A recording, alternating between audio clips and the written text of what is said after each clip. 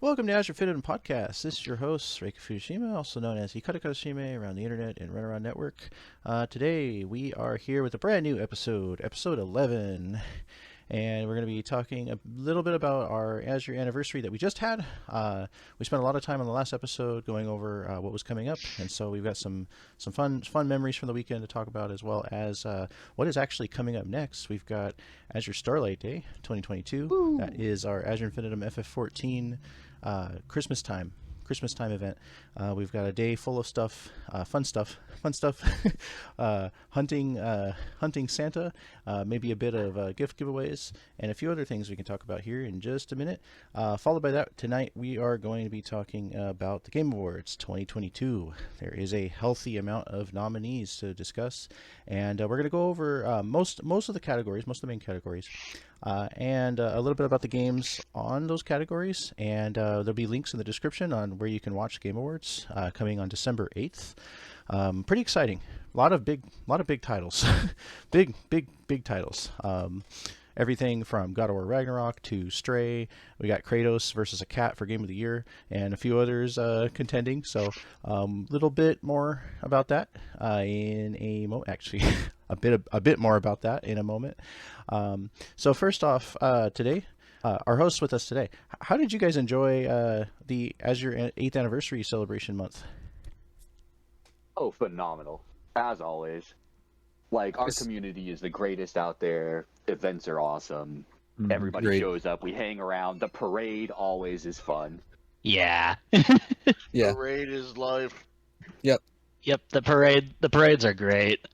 And also, not to take anything for granted, I also like how it's at will. You don't feel any pressure to do it. You do it because you want to, because it's fun. So I do enjoy that aspect of it too. I always have to be there for the whole thing just because it's so awesome. So did you guys notice like how so many events got interrupted by random fates spawning on top of us? Yeah. Shout out to Chibi for putting that in the screenshot of the picture. Yeah. Yeah, it was pretty funny. We were posing for one of the commemorative screenshots, and the fate that kept popping on that bridge in Lenosha during Azure Picture Day for the 2022 shot. We had NPCs, yellow jackets running across the screen, and then they're like screaming and in the distance, and then all of a sudden we've got guys like dying like by our feet while we're trying to take a photo. I think one of my screenshots even caught one of the mercenaries sort of T-posing off of the bridge. Oh my god. Nice. Yeah. Wow. Yeah, that's hilarious. There's a couple of good photos on there. That's hilariously. It's like a photo bomb, like T-pose photo bomb. Yeah. Yeah. So when we just like suddenly just broke away from Darts to go after the crab. Oh, yep. I know. And we had a little air show as well. That is pretty funny. We had people on the Adamantoise mount, and then the Crucius mount, just keeping station and flying Delta over the tower as we were gathering for darts. I know, our darts game.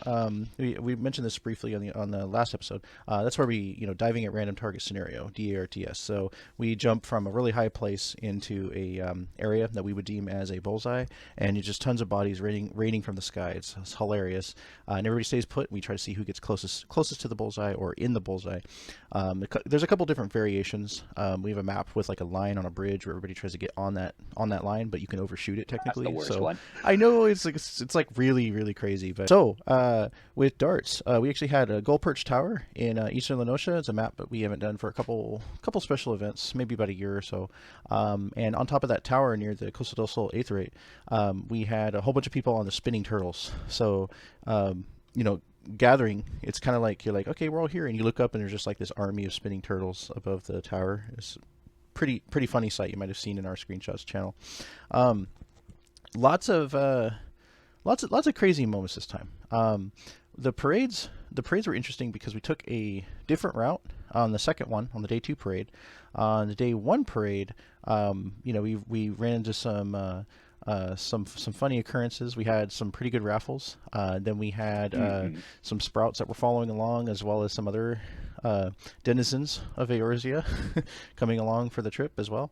It's always fun to see people join in our FC anniversary or just our celebratory parades for whatever the reason.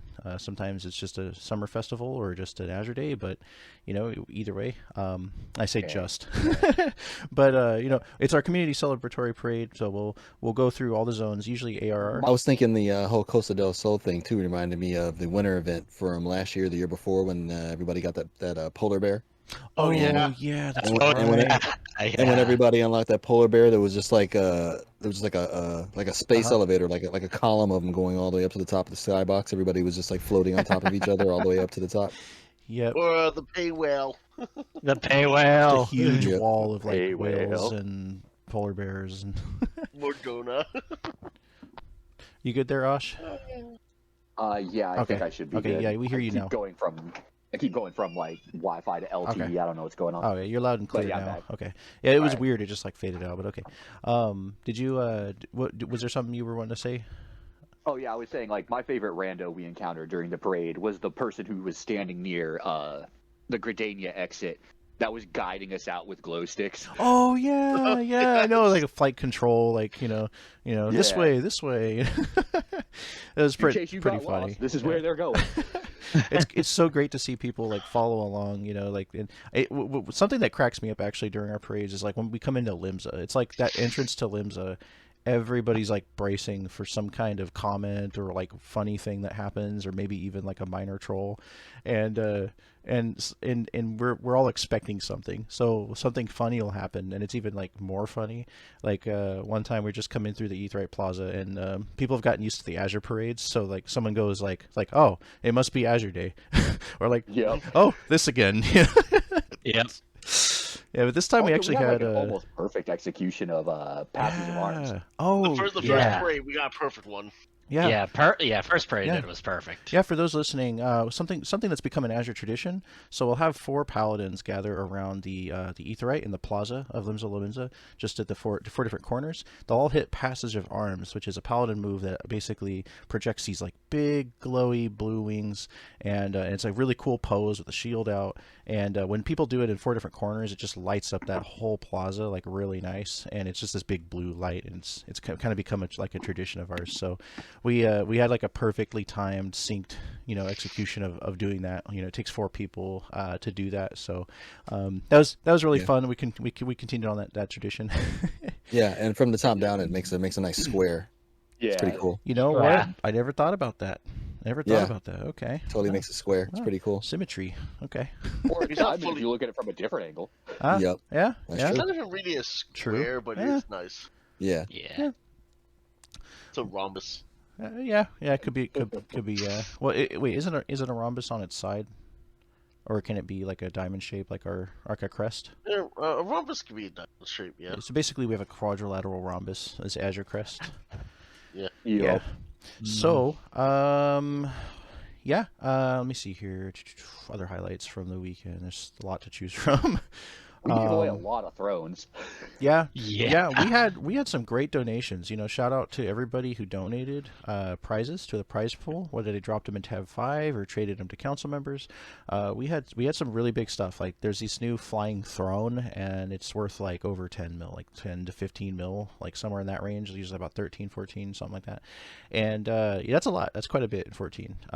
It's funny because I always say 100K is really not like a lot, but like 10 million is that's a good chunk. So for folks to just kind of win something like that out of like a flash raffle, like our quick raffles, is pretty insane. Although we did have that one special like pandemonium raffle.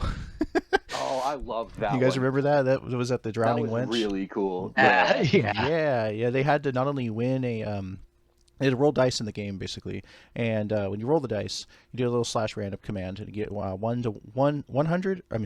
0 to 999 is the possibility. And basically, we'll do things like lowest roll wins, highest roll wins, or roll closest to mine. I'll roll at the end so nobody knows what to expect. And we also do like close to 500 or something like that. This time it was like a elimination to where like 3 of the top rollers would go like another round of rolling, and then eventually they had to complete a dungeon real fast.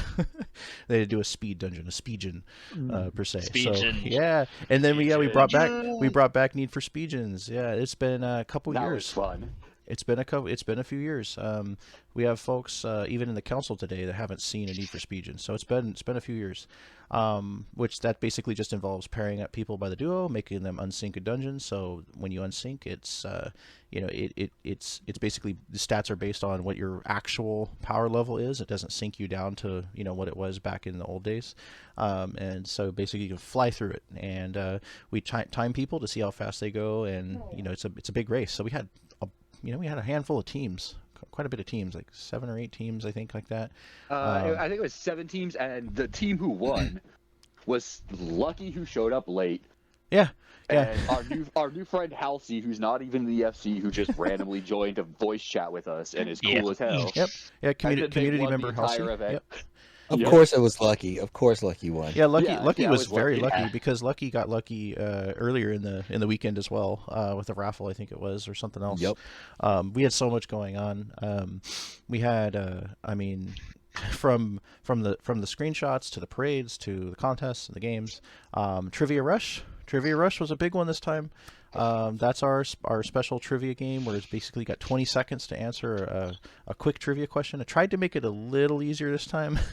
We had a Trivia Rush Ultimate back in the summer, and it was pretty hard. It was pretty hard. It got so bad that we were just pass it to Nora. Nora has to win so we can finally get It requires out of this event. really, really deep knowledge of either the FF series or 14, but we went back to kind of like a little more, a little more easier, and we had quite a bit of people.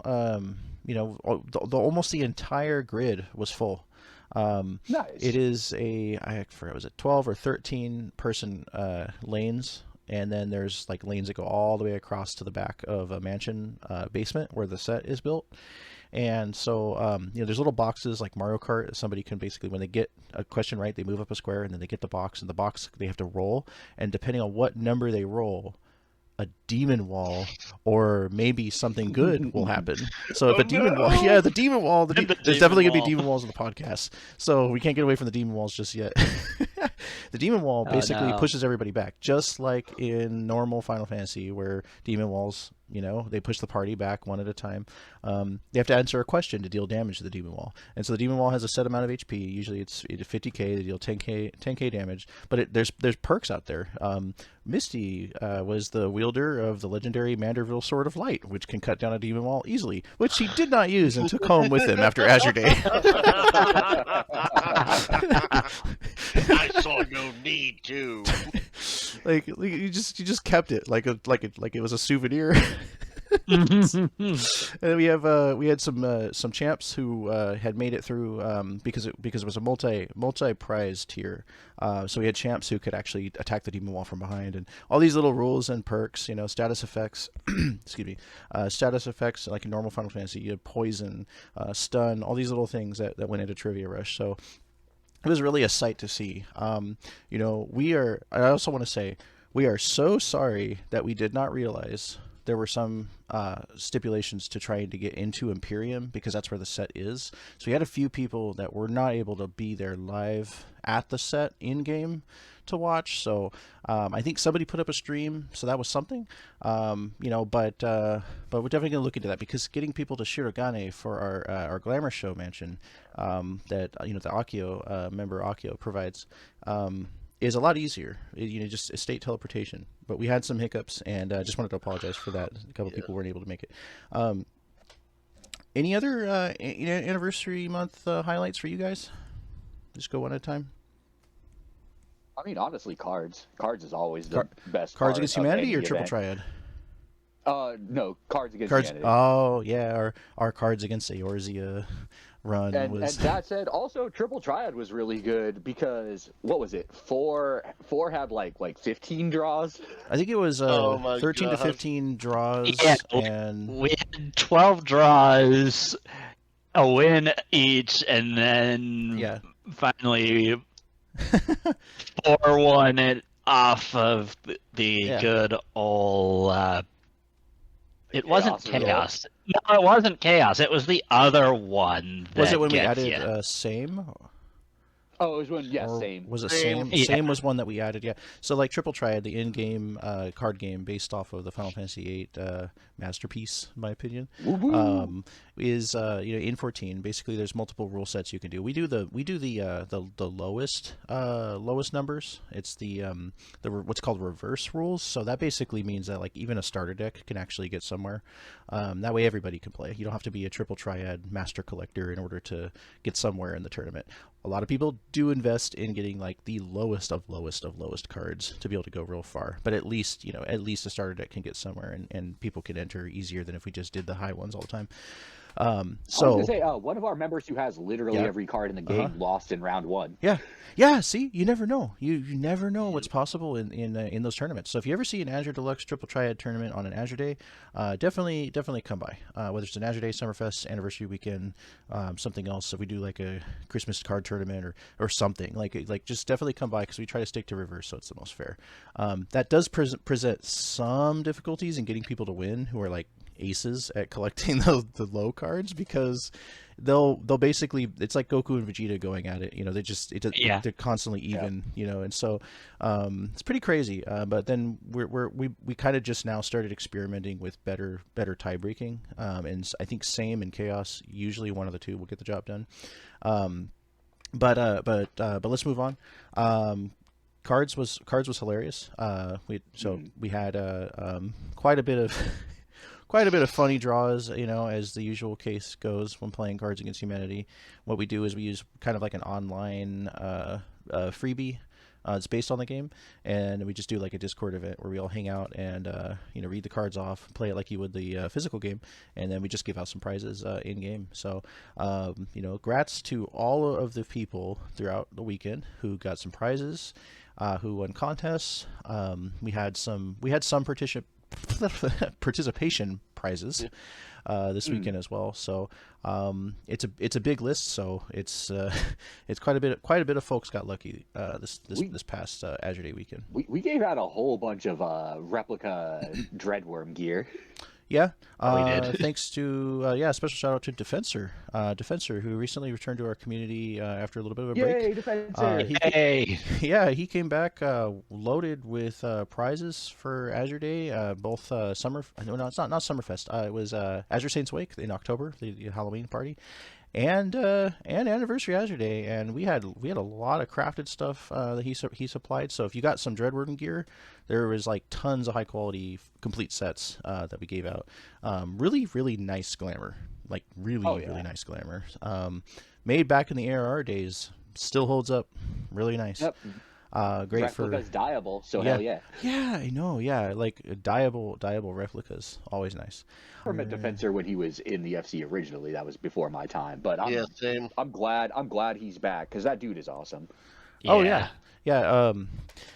So Def, special shout out to Def actually, because he was in our community from almost the first generation of Azure all the way through to the very end of 2019.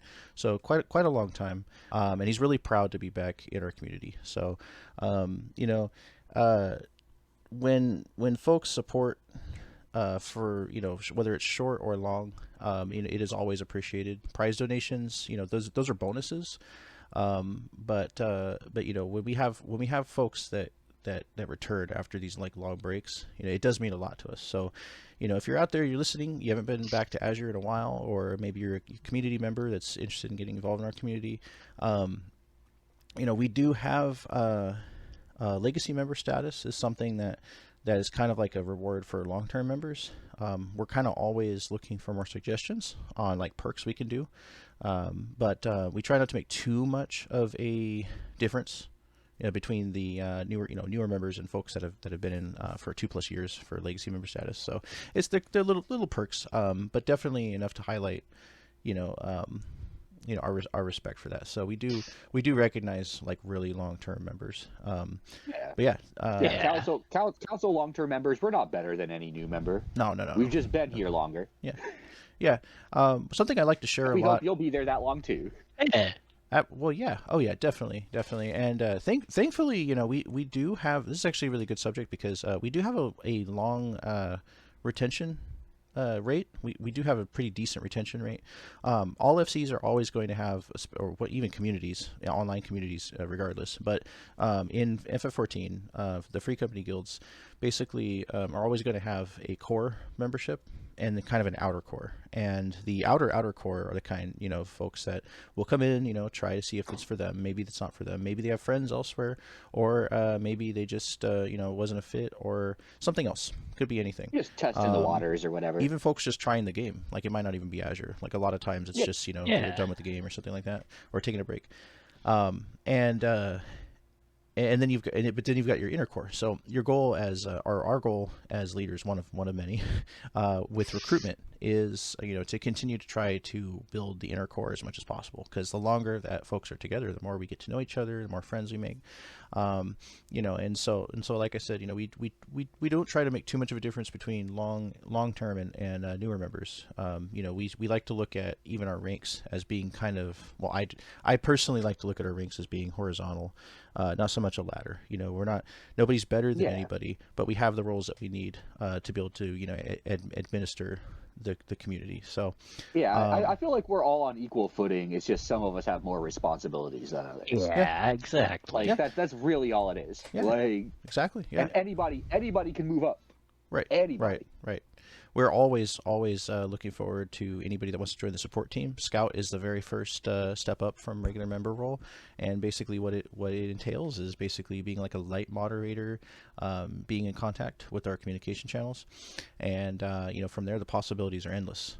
Depending on how active scouts are, they can find themselves as a scout sergeant, getting involved with events and training for event hosting, and then like I said, from there we go to hosting ranks, to council ranks, and just all the support is appreciated.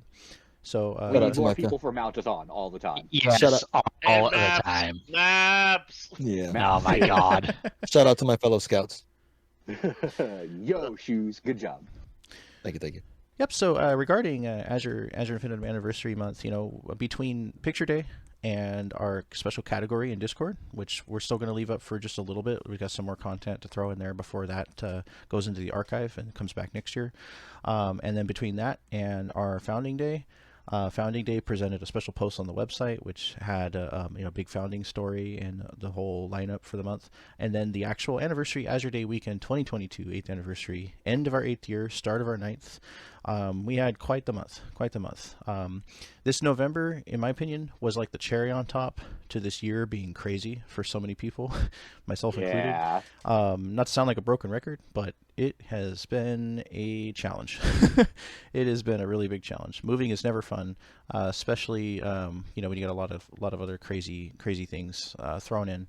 Not going to get into all that here, but I know several others, and maybe even some of us here has all faced some challenges this year. So we're going to start a new year. 2023 is going to be, Azure's 9th year, as well as a really refreshed take on just everything. We got content coming out start of the year in January for Final Fantasy 14, patch 6.3. We talked a lot about that in our predictions and such last episode. So if you want to really delve deep into that stuff, check out episode 10. There's a lot there. It was just a couple weeks ago, but we are going to we're going to be looking forward to a whole year of patches, content, next steps for Azure. We've got a lot planned, a lot more we're going to talk about in very soon future episodes. So look forward to that. And before we end our year here, we got one more bash to host, the Azure Starlight 2022 Christmas holiday event. So in Final Fantasy 14, was off center. Yeah, oh my god. Yes, it's off center. The tree in our yard. Oh my god. So I wake up. Let me tell you guys a little bit about Terry that. fixed it for you. I saw. So at the start of the week, I thought I'm going to surprise everybody and make sure the decorations are up like right on time following, the anniversary and such. And what happens? I leave the tree off center and I get offline and I plan to come back, and then I had I had a whole bunch of stuff come up this week and I just have not been able to get online. Everything from internet issues to just stuff like IRL stuff. Yeah. It happens. Yeah. It happens every now and then. It's normal. It happens to everybody. But here I am, and we're recording, and the painful reminder of the tree, which I've checked on in the channel, seeing the updates, people talking about it, and I keep thinking to myself all week, I'm gonna fix that freaking tree. Like all week I've been thinking about that freaking tree, and then I was thinking to myself, like why is it still off center? And then I realized, I was like, oh yeah, because the Knights Circle, I forgot, the Cold Knights Cookfire is what it's called. It's a round seating area with a fire pit in the middle, and we use two of them to kind of make a big round circle, and it's actually part of an actual event for Azure Starlight Day called the Azure Giving Circle. So we have everybody gather around the circle, we have them random, they get prizes from the prize pool. Sometimes we reach in the prize sack, the legendary Santa sack, and sometimes they get coal, the voluminous sack of wonder and merriment and joy that everybody hunts down at the end during Santa Hunt to try to get the big payload. What will that be this year? We'll see. But as for the Azure Giving Circle, I had to move it at the last second right before I went to sleep because I noticed something was off center, and I forgot to move the tree. So that's why. That's the great mystery of the tree being off center. Oh man. Yeah, and then I think it was Thursday or maybe it was Wednesday. Terry got tired of hearing this, and he's like, "I'll fix the tree." It was Wednesday when we were all talking about it, because I logged in. I logged in for the first time since Reika changed the yard, and I was Lala's roasting on an open fire because I had been standing in the middle of the yard. Lala's roasting on an open fire. And it immediately went like, "Oh wait, the tree's off center." I could see, I could see Terry having just walking to the yard and just checking on things, and then it's like all right, time to fix this freaking tree. Basically, yeah. Terry rolls in to make sure we got onions and goes, "Man, I have to do like construction shit in my actual online game too." Oh man. And as I recall, we were all standing there around it, and some of us were actually looking at the tree in terms we were all looking, trying to get. Oh, you guys were watching it. You're watching the tree. Standing there. That's so funny. There. It was just they're all staring, and he's just just a little bit to the right, a little bit to the left, up, down, That's down. exactly what was happening. Yeah, it was. I know. Meanwhile, I'm offline, just doing stuff and trying to get back online, and then you guys are all. It's that's what you guys are doing in the. Yep. I'm in the middle of my day making a sandwich. I wonder what they're doing. And then. Yep. We're all standing around looking at the tree. Oh boy. Okay. Oh man, hold on. Let me grab that date for the Starlight Fest here. I pinned it. I don't know why I don't have that on hand right now, but it's in a pin. So officially, okay, the 18th. Okay. 18th? Yes. So Azure Starlight Day 2022 is a day full of mini games similar to an Azure Day, a little bit shorter, but it is a singular day on the 18th. Its events are should be kicking off around, I want to say, like through 2 or 3 PST, but don't bet on that because we got to make sure of a few things first. We're just a little early on the announcement.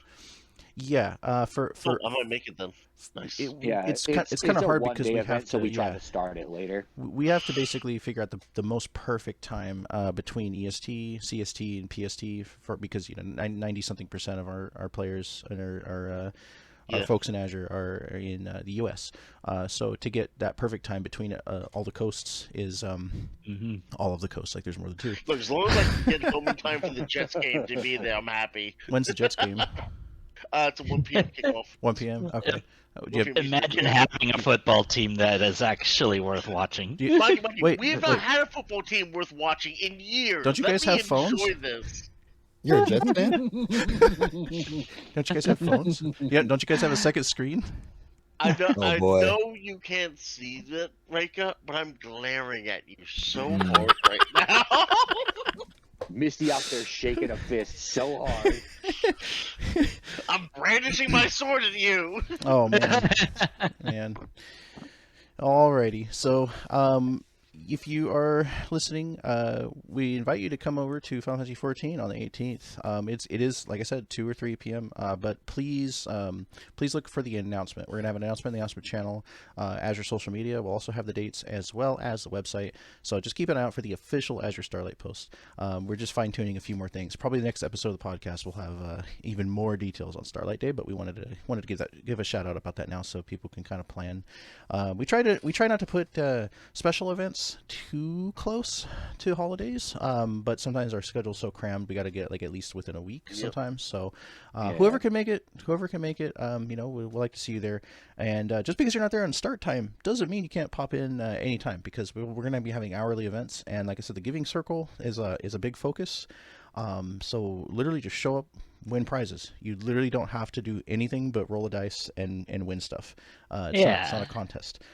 Santa Hunt, however, is a contest, and whatever else shows up. So we might even. Are we going to see the first ever Starlight Parade? Maybe. What? We'll see. We'll see.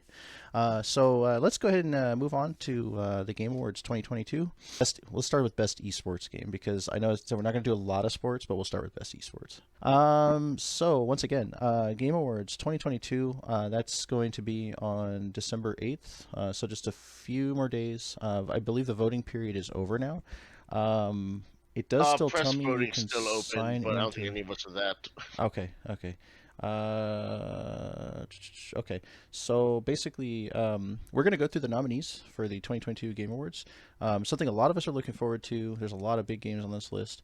Game Awards each year has been growing for a long time. The show's run by Jeff Keighley, if anybody here knows that. Any of our listeners know.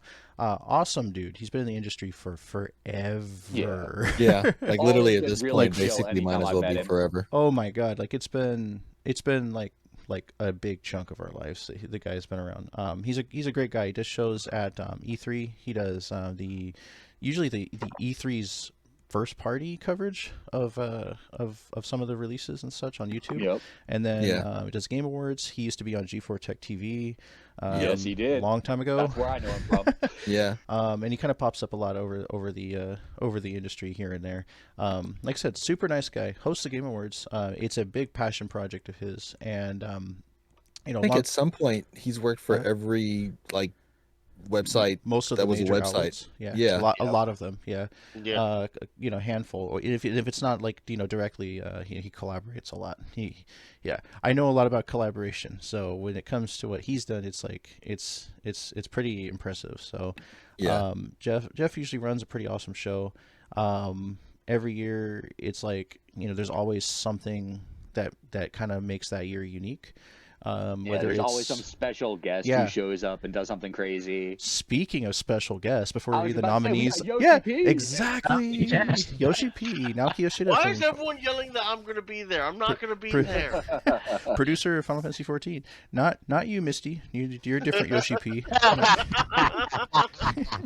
I will never stop making this joke. You know No. You that. know what? You No, know what? If it turns Why out- would you? Do if you it want to turns tell out our that Misty listeners? is Yoshi P? You want to tell our I would be listeners? terrified.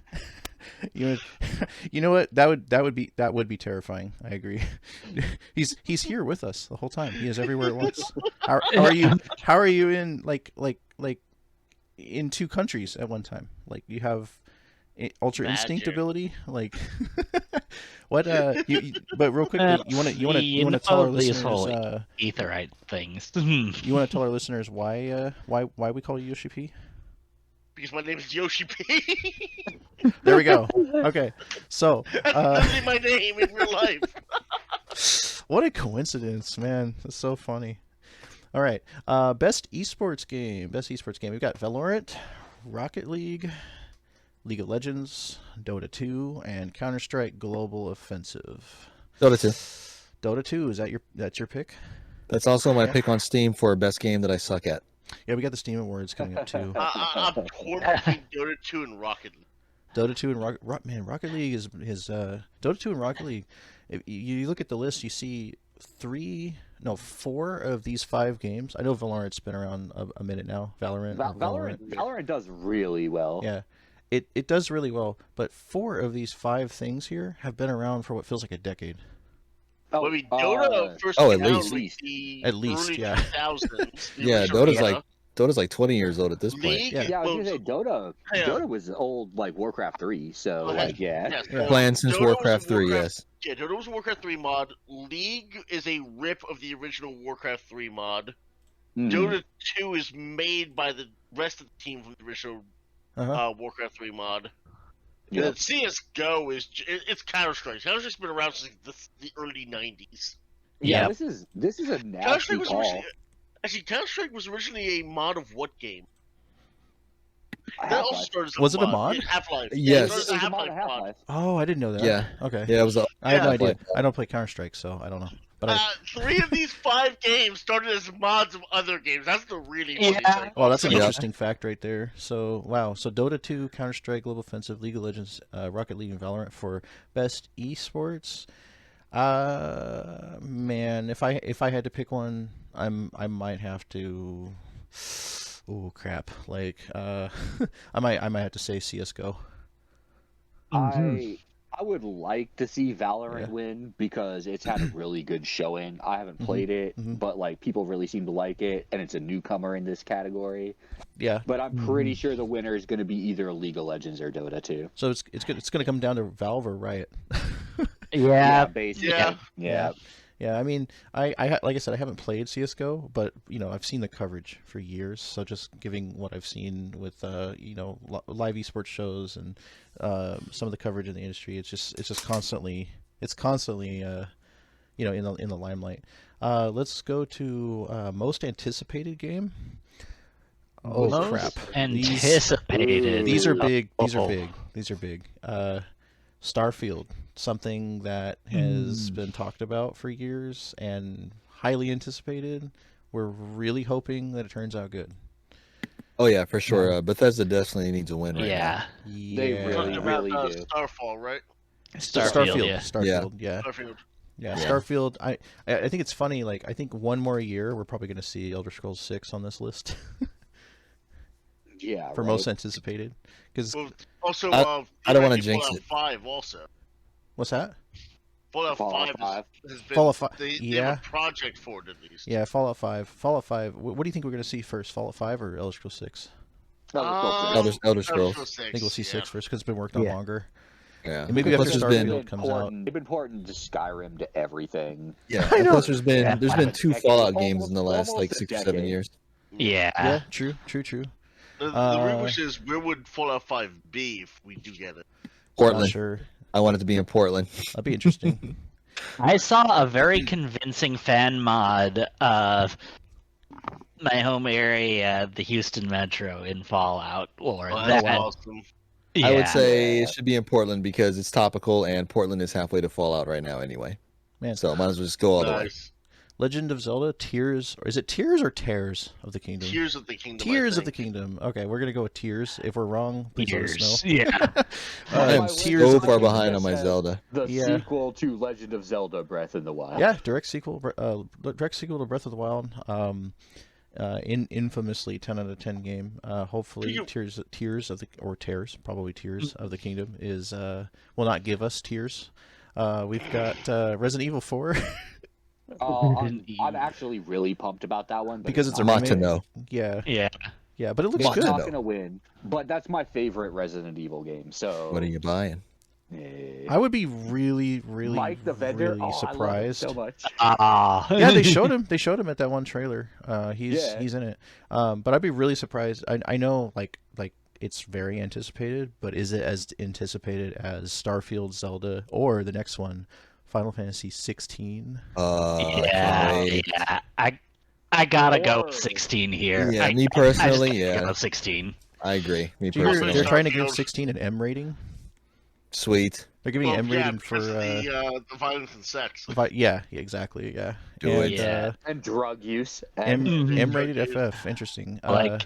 I hope I'm not giving away too much here. We're all kind of familiar with the Final Fantasy formula, but some of the primal fights that they've shown off as part of the showcase just look incredible.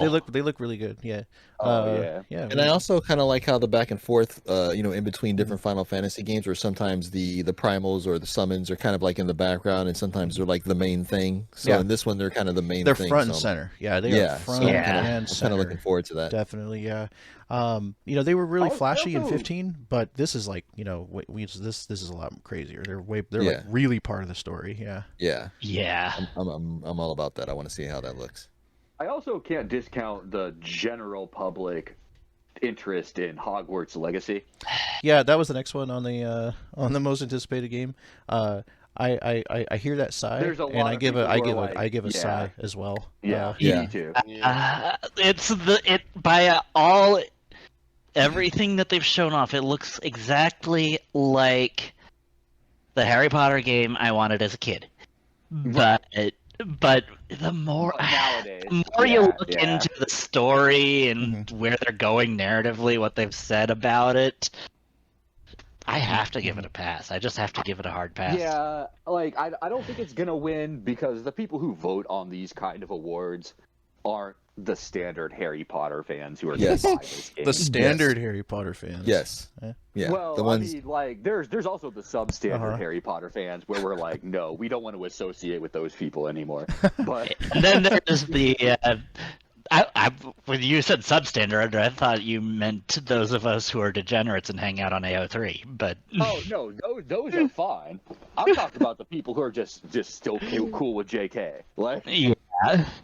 Yeah. Well, the whole thing with this is, first of all, it kind of reminds me of Bully. Like when I look at it, I always think of Bully. That's one of the main things that I'm like, I don't even like Harry Potter. I've never liked the franchise. It's always been boring as hell to me. But the books like caught Bully. me off guard.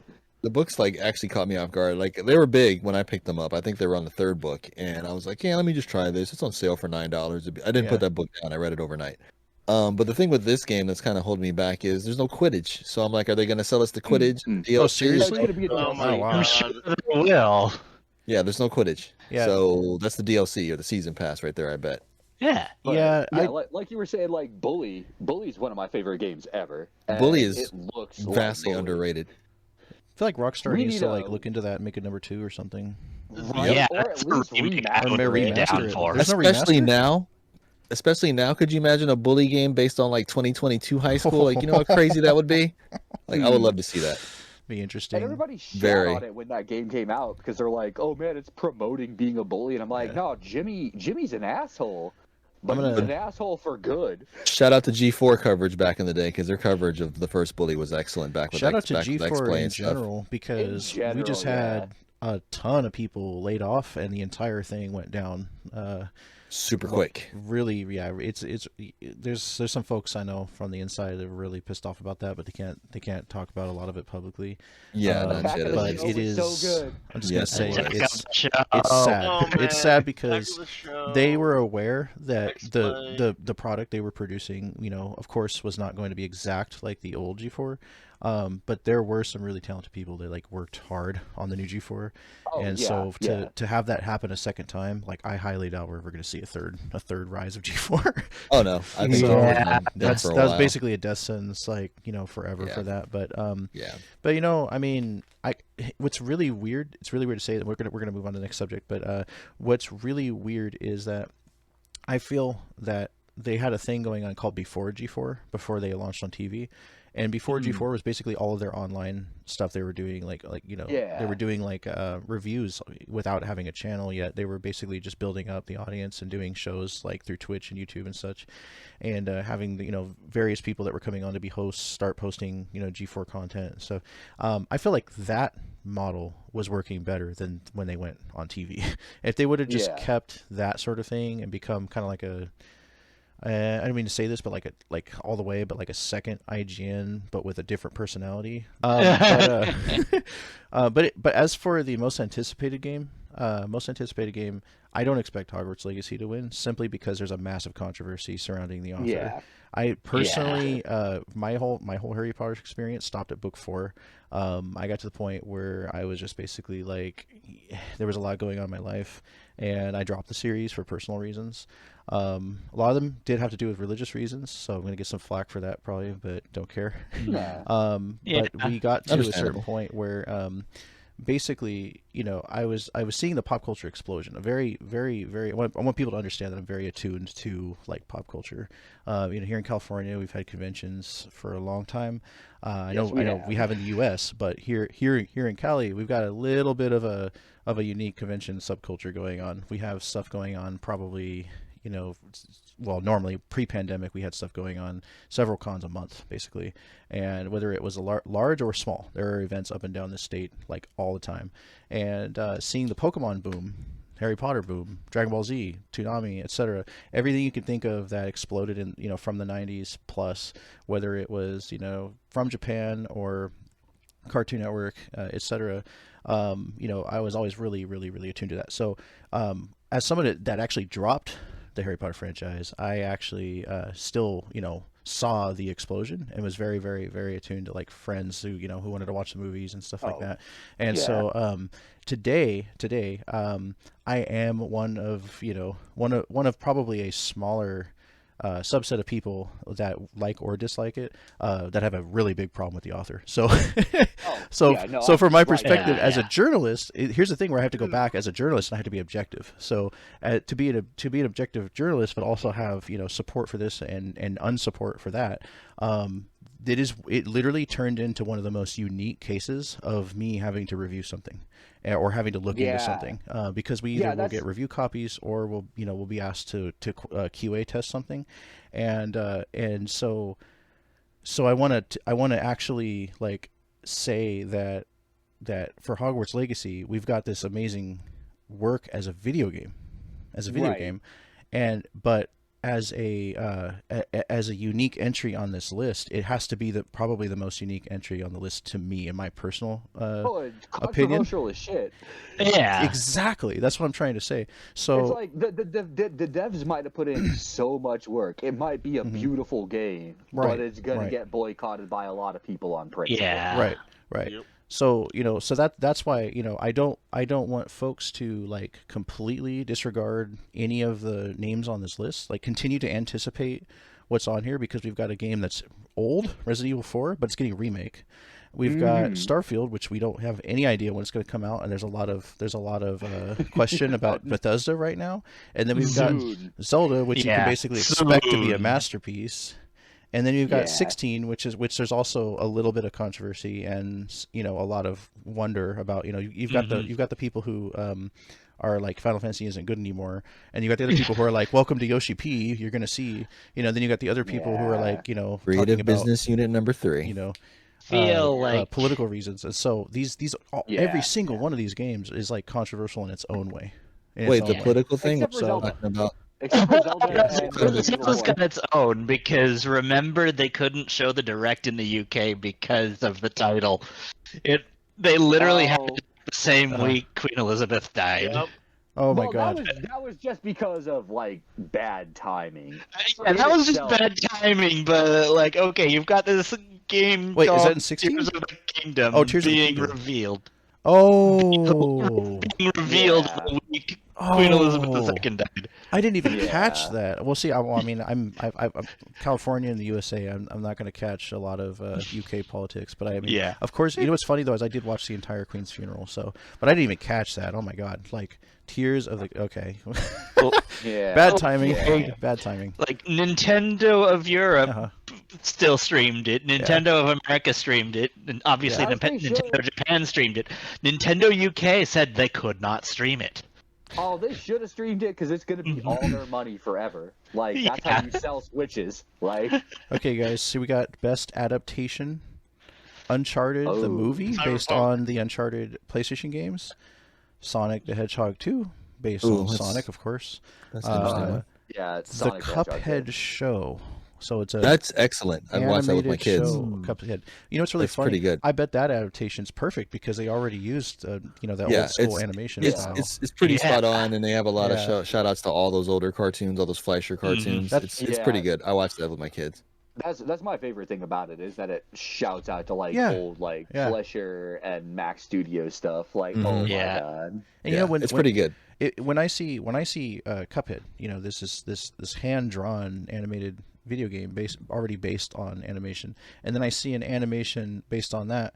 My first thought is, of course, it's going to be a really good adaptation. It's literally an adaptation of an animation that's based on animation. So in a game, and we got Cyberpunk Edge Runners. Who's watched that already? I haven't because I haven't played Cyberpunk yet. So basically everyone else though, like that I know, has watched it. Full disclosure, I haven't seen any of these, and I haven't played most of these games either. But my vote has to go to Cyberpunk Edge Runners just because of how that seems to single-handedly have. It's huge. Actually, you know what? Arcane. It's going to come down between Arcane and Cyberpunk. For me, I think it's going to come down to Arcane or Sonic the Hedgehog 2 because people like the shit on that, but that movie was really good. What's that, Mist? I said, who said that Dragon's Blood didn't wind up on this list? Oh. The Dota anime. That one was okay. Yeah. I did enjoy that. But I'm kind of surprised Uncharted showed up. I mean, the rest are animation. Well, actually, no. Sonic the Hedgehog 2 is part animation, part live action. Wow. So live action with CG. I mean, but basically anything Sony is gonna get thrown up there. So. We got Arcane, League of Legends. I know some Arcane fans. It's going to come down between that and Cyberpunk, realistically. Yeah, I've heard good things about both. But yes, people love Arcane. Cyberpunk has to take it for me because of just how that just revitalized the whole property. Yep. Yeah, it did. Go Atom Smasher. It pretty much saved them. Okay. Yeah. Well, we got... go ahead. Before we move on, I have to look ahead a little bit because obviously it's not out yet, so it can't be for 2022. But my pick for 23 has got my early pick for 23 has to go to The Last of Us, that HBO series that they're making. Oh yeah, so basically like next year's best adaptation. Yeah. It's already a fantastic story, and it's getting the HBO treatment. I cannot wait. I have a feeling and the cast looks great. For this year, I have a feeling Edge Runners is going to take it, but we'll see. Arcane was heavily loved as well.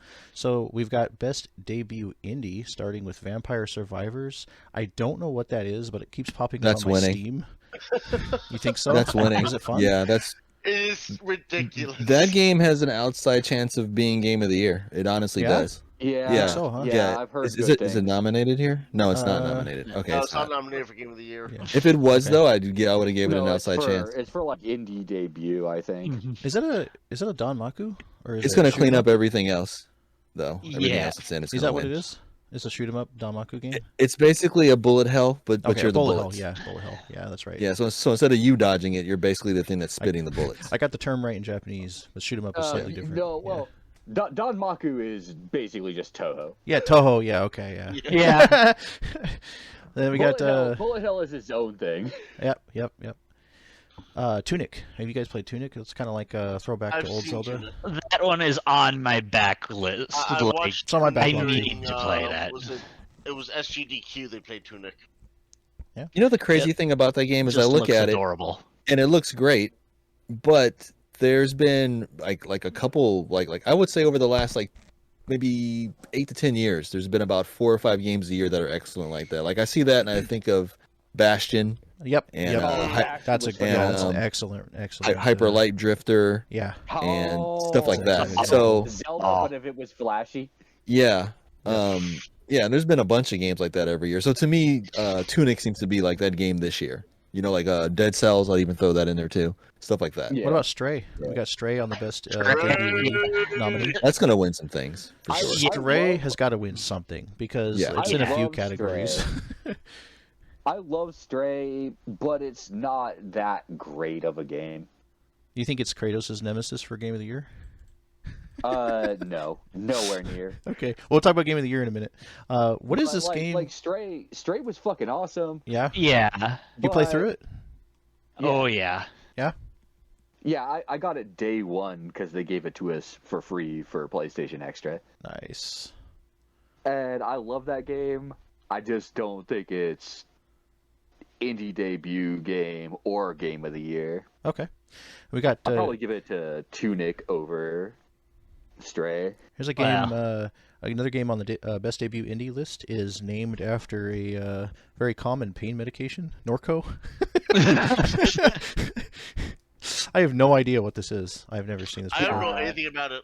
I've never seen this. I'm right there The with you. So art maybe looks that wins. interesting, but I don't know what it is. I don't know what's going on there. Then we got Neon White, which, looking really closely, does kind of looks like a some kind of anime game, but it's made by Annapurna.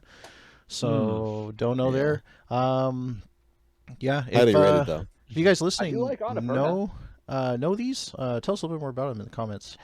Yeah. It's gonna come down between Vampire Survivors and Stray, but I might give this Yeah, one Vampire Survivors. I'm gonna start sounding like a broken record here in a minute, but I gotta give it to Stray. Okay. Yeah. Gotta give it to Stray. Here's a Yeah, big it could one. go either way. Here's a big one. Stray definitely had the biggest interest. Best multiplayer. Let me Final find Fantasy We've got 14. starting out with hold on. 14 14 is not in this category. It's not in this I know. category. I It know. did win best community at Golden the Golden Joysticks recently, which is another gonna win award it show here, that just too. happened. But for best multiplayer, for outstanding online multiplayer gameplay and design, including co-op and massively multiplayer experiences, irrespective of game genre or platform, the first one on the list is starting with our list is Teenage Mutant Ninja Turtles: Shredder's Revenge. That's Love my Love vote it. right there. Is that good? Right there. Yes. That's the first game I beat on my Steam Deck. You know, It's- Oh, nice. there was It's that amazing. one. It plays like the old Turtles arcade games. April O'Neil is Uh-huh. maybe Better. the most overpowered beat 'em up character of all time in that game. The last Yeah, Turtles game I yeah. think I saw was there was one that was on PS3. I forgot what it's called. Dang it, I forgot what it's called. But it was good. So it's good to see good Turtles games. I think the Oh, last it's one I excellent. played was the Game Boy port of Turtles in Time. The Game Boy. Wow. Oh wow, that's Game been a Boy? while. Not Game Boy, GameCube. GameCube. Ah, Okay. okay. Okay. Oh, so you were playing like Ancient one of the history other- here. Well, but- well, did you play it back then or did you play recently? No, I played it back when it came out. Oh, okay, gotcha. Okay. So you were playing like one of the GameCube games where you could unlock Turtles in time after you beaten the game. What about I'll Splatoon remember 3? what the actual game was. Yeah. Yep. Splatoon 3. Splatoon 3.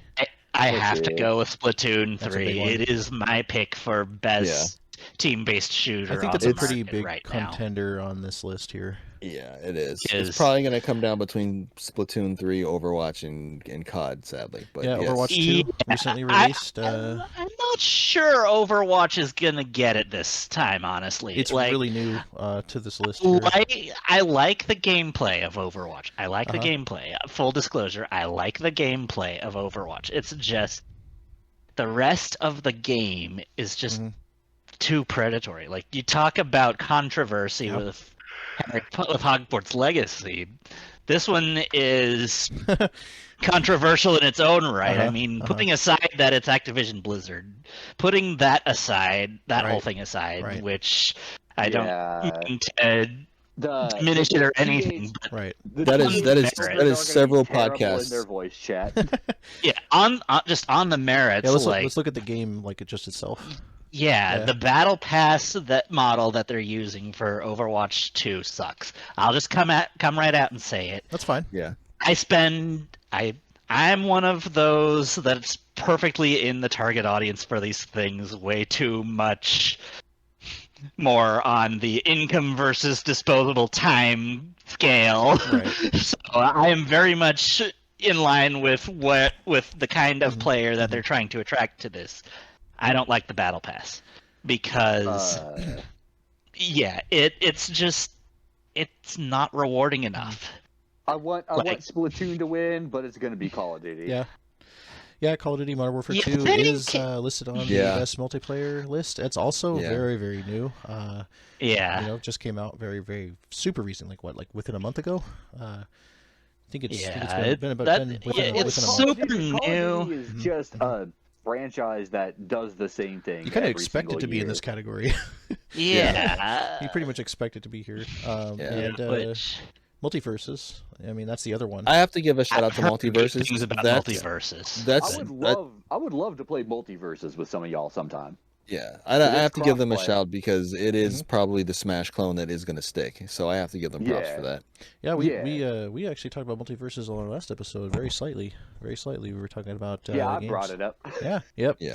I think it'll be the one that sticks. As far as Overwatch goes, I mean, like I love number one. I played it quite a bit. Played it from the beginning. Yeah. Then I kind of dropped off after a couple years, and there's some new heroes that came out that I didn't really pay attention to. Just played a lot of other games.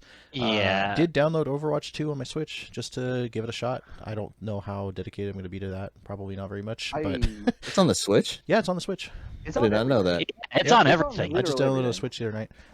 Didn't try it yet, but I know it's not the best place for FPSs, but so I was gonna say, like, funny Overwatch thing 2... mentioning. Sorry, Josh. Go ahead. I was gonna say Overwatch 2 is gonna get some shit for how much trouble it was to sign up to play Overwatch 2. Oh my god, I heard about that. Oh, that's right. I forgot. And everybody with a prepaid phone is kind of screwed. Oh, are they still doing that? Yeah. No, they changed that. Oh, they changed it? Oh, good. Yeah. Okay. Are they still doing it in Call of Duty? That is a good question. Interesting. Last I saw, they were. Interesting. Funny we were talking about Multiverses. I wound up in a nostalgia cartoon hole today on my lunch break at work on YouTube. That's one of the best holes. Oh, did you? Well, I came across a video that's an advertisement for a petition to get Megas XLR added to Multiverse. Oh, wow. I haven't heard that name in a long time. I'm just started hearing the theme song in my head. Living here in Jersey, fighting villains from afar. You gotta find first gear in your giant robot car. Oh my god, are we doing this now? Chicks Dude, giant robots. Yes. Nice. And they also had Bruce Campbell in there as like a giant ass head that was Bruce MODOK. Campbell was what the crap? What was my dad was just this crazy fight promoter. Yep. Mm-hmm. Well, question for you guys: who here plays racing or sports games? Because they share a category. I do.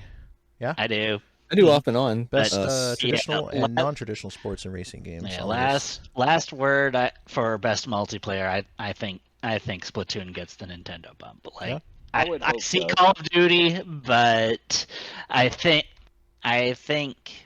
that's too much of a tried and true staple. The voters are probably looking for something new here. Yeah, Splatoon 3's had a little Splatfest, been very, very popular. Yeah. So, we'll see. Yeah. Plus, they just launched a new season on Wednesday, and I haven't had as much time to play it as I would have liked, but so far, it's... Like I said, it's probably my favorite of the team-based shooters. Okay. One interesting thought I have about that is that sometimes when a game is really, really new on this list, like it's recently come out, has it really had like enough time for the bugs to be worked out or for extra content to be added for us to see like how it's really going to be for the next like year or so? I kind of feel like something needs a little bit more time to be on these lists because sometimes a game will come out fans to be able to vote for with. Yeah. That as well. Yeah, that's a very good point. And also, we got to see how something's going to be for a while to really see if it is that best multiplayer. How are we going to know that in the first month? Because if Star Wars Battlefront 2 was on this list in 2017, there was no way within the first month you'd be able to see. Yeah, there's no way you'd be able to see within the first month. That was a dumpster fire. A couple months later, that's a win. Yeah. Are we still looking at the best sports and racing? Yeah, we just had a final thought on the best multiplayer. But best sports and racing, we've got last thought on multiplayer. Yep. Shudder's Revenge should win. Okay. Actually, let me take a look. Shudder's Revenge. Best sports and racing, we've got Ollie Ollie World. I haven't played that one. I did play the first Ollie Ollie. It was kind of fun on the Vita. Gran Turismo 7. That's my vote. It's a bigger one. I haven't played Gran Turismo in a long time. They kind of dropped the ball. Different. They did? Did they? On that one. Yeah. Really? That was a big first-party Sony thing. They changed the grind up where you have to grind on certain cars to unlock other cars instead of just grinding just to buy the cars, and you can only have a limited amount of cars at once. I'm very torn on GT7. I love how racing feels in it, but again, just like Overwatch 2, it's the side stuff that's just everything else about the game. They limit you on the cars. It's kind of. So you said you played Overwatch 1. You know how loot boxes work. Yes. They kind of did that with GT7. Yes. Really? Yeah. Oh, Yeah. man. I really hate seeing microtransactions and loot boxes just wrecking, these original formulas. I love how the driving feels. I love how it looks on the PS5. I just can't vote for it. It's a gorgeous game. It's probably the best of the entire list, but we all know FIFA's going to win. Probably. FIFA, but if I had to pick just from who I've been talking to, I've heard people talking good things about F1. Yeah, I was gonna say, but I've heard good things about F1. I didn't even know there was a Formula 1 game until I heard about that game.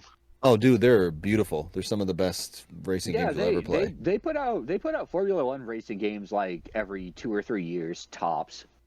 Yeah, they're excellent. FIFA 23 and NBA 2K 23 also on the list. FIFA's gonna win. Yeah, rip NBA 2K. Yeah. Realistically speaking, it probably will. It shouldn't. We got the World Cup FIFA going on, Ultimate so Team, a lot of soccer. EA Sports. And this is gonna sound whatever, but it's true. The NBA 2K games peaked with NBA 2K12. They can never make a 2K12. They can never make a 2K game as good as they made 2K12. It peaked. They will never make a game as good as NBA Street Volume 2. Yeah. Oh, NBA Street 2. I played that on the GameCube back in the day. Yeah. I've never had a big sports interest, but that for some reason, I don't know why, it was just really fun. It was giving us NBA Jam again. Yeah, but pretty more much. Fun. Yeah. Although, let's be honest here, it's FIFA. It's the World Cup. It's probably going to win. That's what I was saying. True. We got the World Cup going on, so there's a lot of soccer energy out there. And also, this will be the last FIFA. So I think. They're going to have one. I think they're going to have one next year, and then they lose the license, and it's going to be like EA Football Club or something like that. Yeah. Seriously? Wow. End of an era. Wow. Yep. So we got. Hopefully, it goes to a better formula. We get some fresh blood in that. Right. Yeah, it's going to go to a bunch of companies. We got about to pay that licensing fee. 20 categories to go, or just slightly under. So we just pick it up just a little faster. We're at an hour right now, and we were going to end in 15 minutes. So let's just go 20 categories to go. Need to get a little faster. So best. And sim this strategy. is the next category. Best sim strategy. Best game focused on real-time or turn-based simulation or strategy gameplay, irrespective of platform. There's a lot we could say about many of these, but we've got Victoria 3, 2 Point Campus, Total War, Warhammer 3, Mario Rabbids Sparks of Hope, and Dune Spice Wars. Warhammer. Dune Spice Wars was excellent. Yeah, I got to go to Warhammer 3. The Spice Wars? What is the name of that? Not mod, but it's like a 2.0 DLC, Immortal Empires, where you can basically play the entirety of the content that Creative Assembly has released since 2016 in the Warhammer universe in one game. 3? Yeah, in one game. Okay. That's probably going to win. I've had the first one on my wish list for forever, but I haven't been into Warhammer Fantasy as much as the 40K. You know how in Civ you might wait, have I'm sorry. 10 or Rick's a 12. Warhammer player? What's that? How have I not aware you're a Warhammer player? How have what? How have I not known you're a Warhammer player? Well, I'm not really like a player. I just enjoy the books and the games, like the video games and the books. The story is good. Yeah, like the fluff. Like I Mm-hmm. and I don't really have the time or like the money to play the physical games. I don't got the money to play it, and I don't want to deal with Nazis, so I just read the lore and play the games. But just because of the sheer scale of it, like you can have 200 powers at the beginning of the game, all taking independent actions. Oh, yeah, I feel wild. just on the technical merits, never mind how they've built toward this as sort of like their magnum opus. I have to give it to that. Also, Total War is not a Warhammer exclusive franchise. Total War has been around for a while. Right, yeah, it's its own Like- it's its own franchise. It's just featuring like a few other things lately, like Yeah, it's a Warhammer. licensed one in this case. I would give it to either Total War Warhammer 3 or Two Point Campus. 2 Point Campus was really, really popular. Wow, Yeah, I I'm have no gonna idea say- what 2 Point Campus is. You're basically running like a university and stuff. It's Oh, kind of like Theme Hospital a little Okay. bit. Yeah. Yeah. But yeah, As Doom much Spice as Wars I actually played, and that was pretty good. If heard I had good to vote, things. I'd go for a Victoria 3 because Victoria 3 is like the big meme game.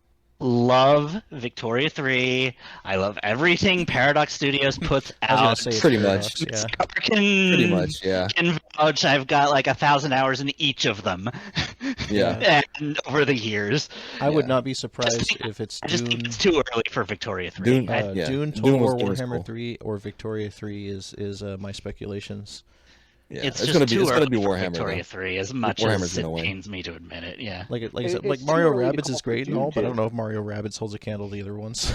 Those are excellent games. I played the first one. You know what? Kids are voting on this, so maybe Mario plus Rabbids wins. Maybe.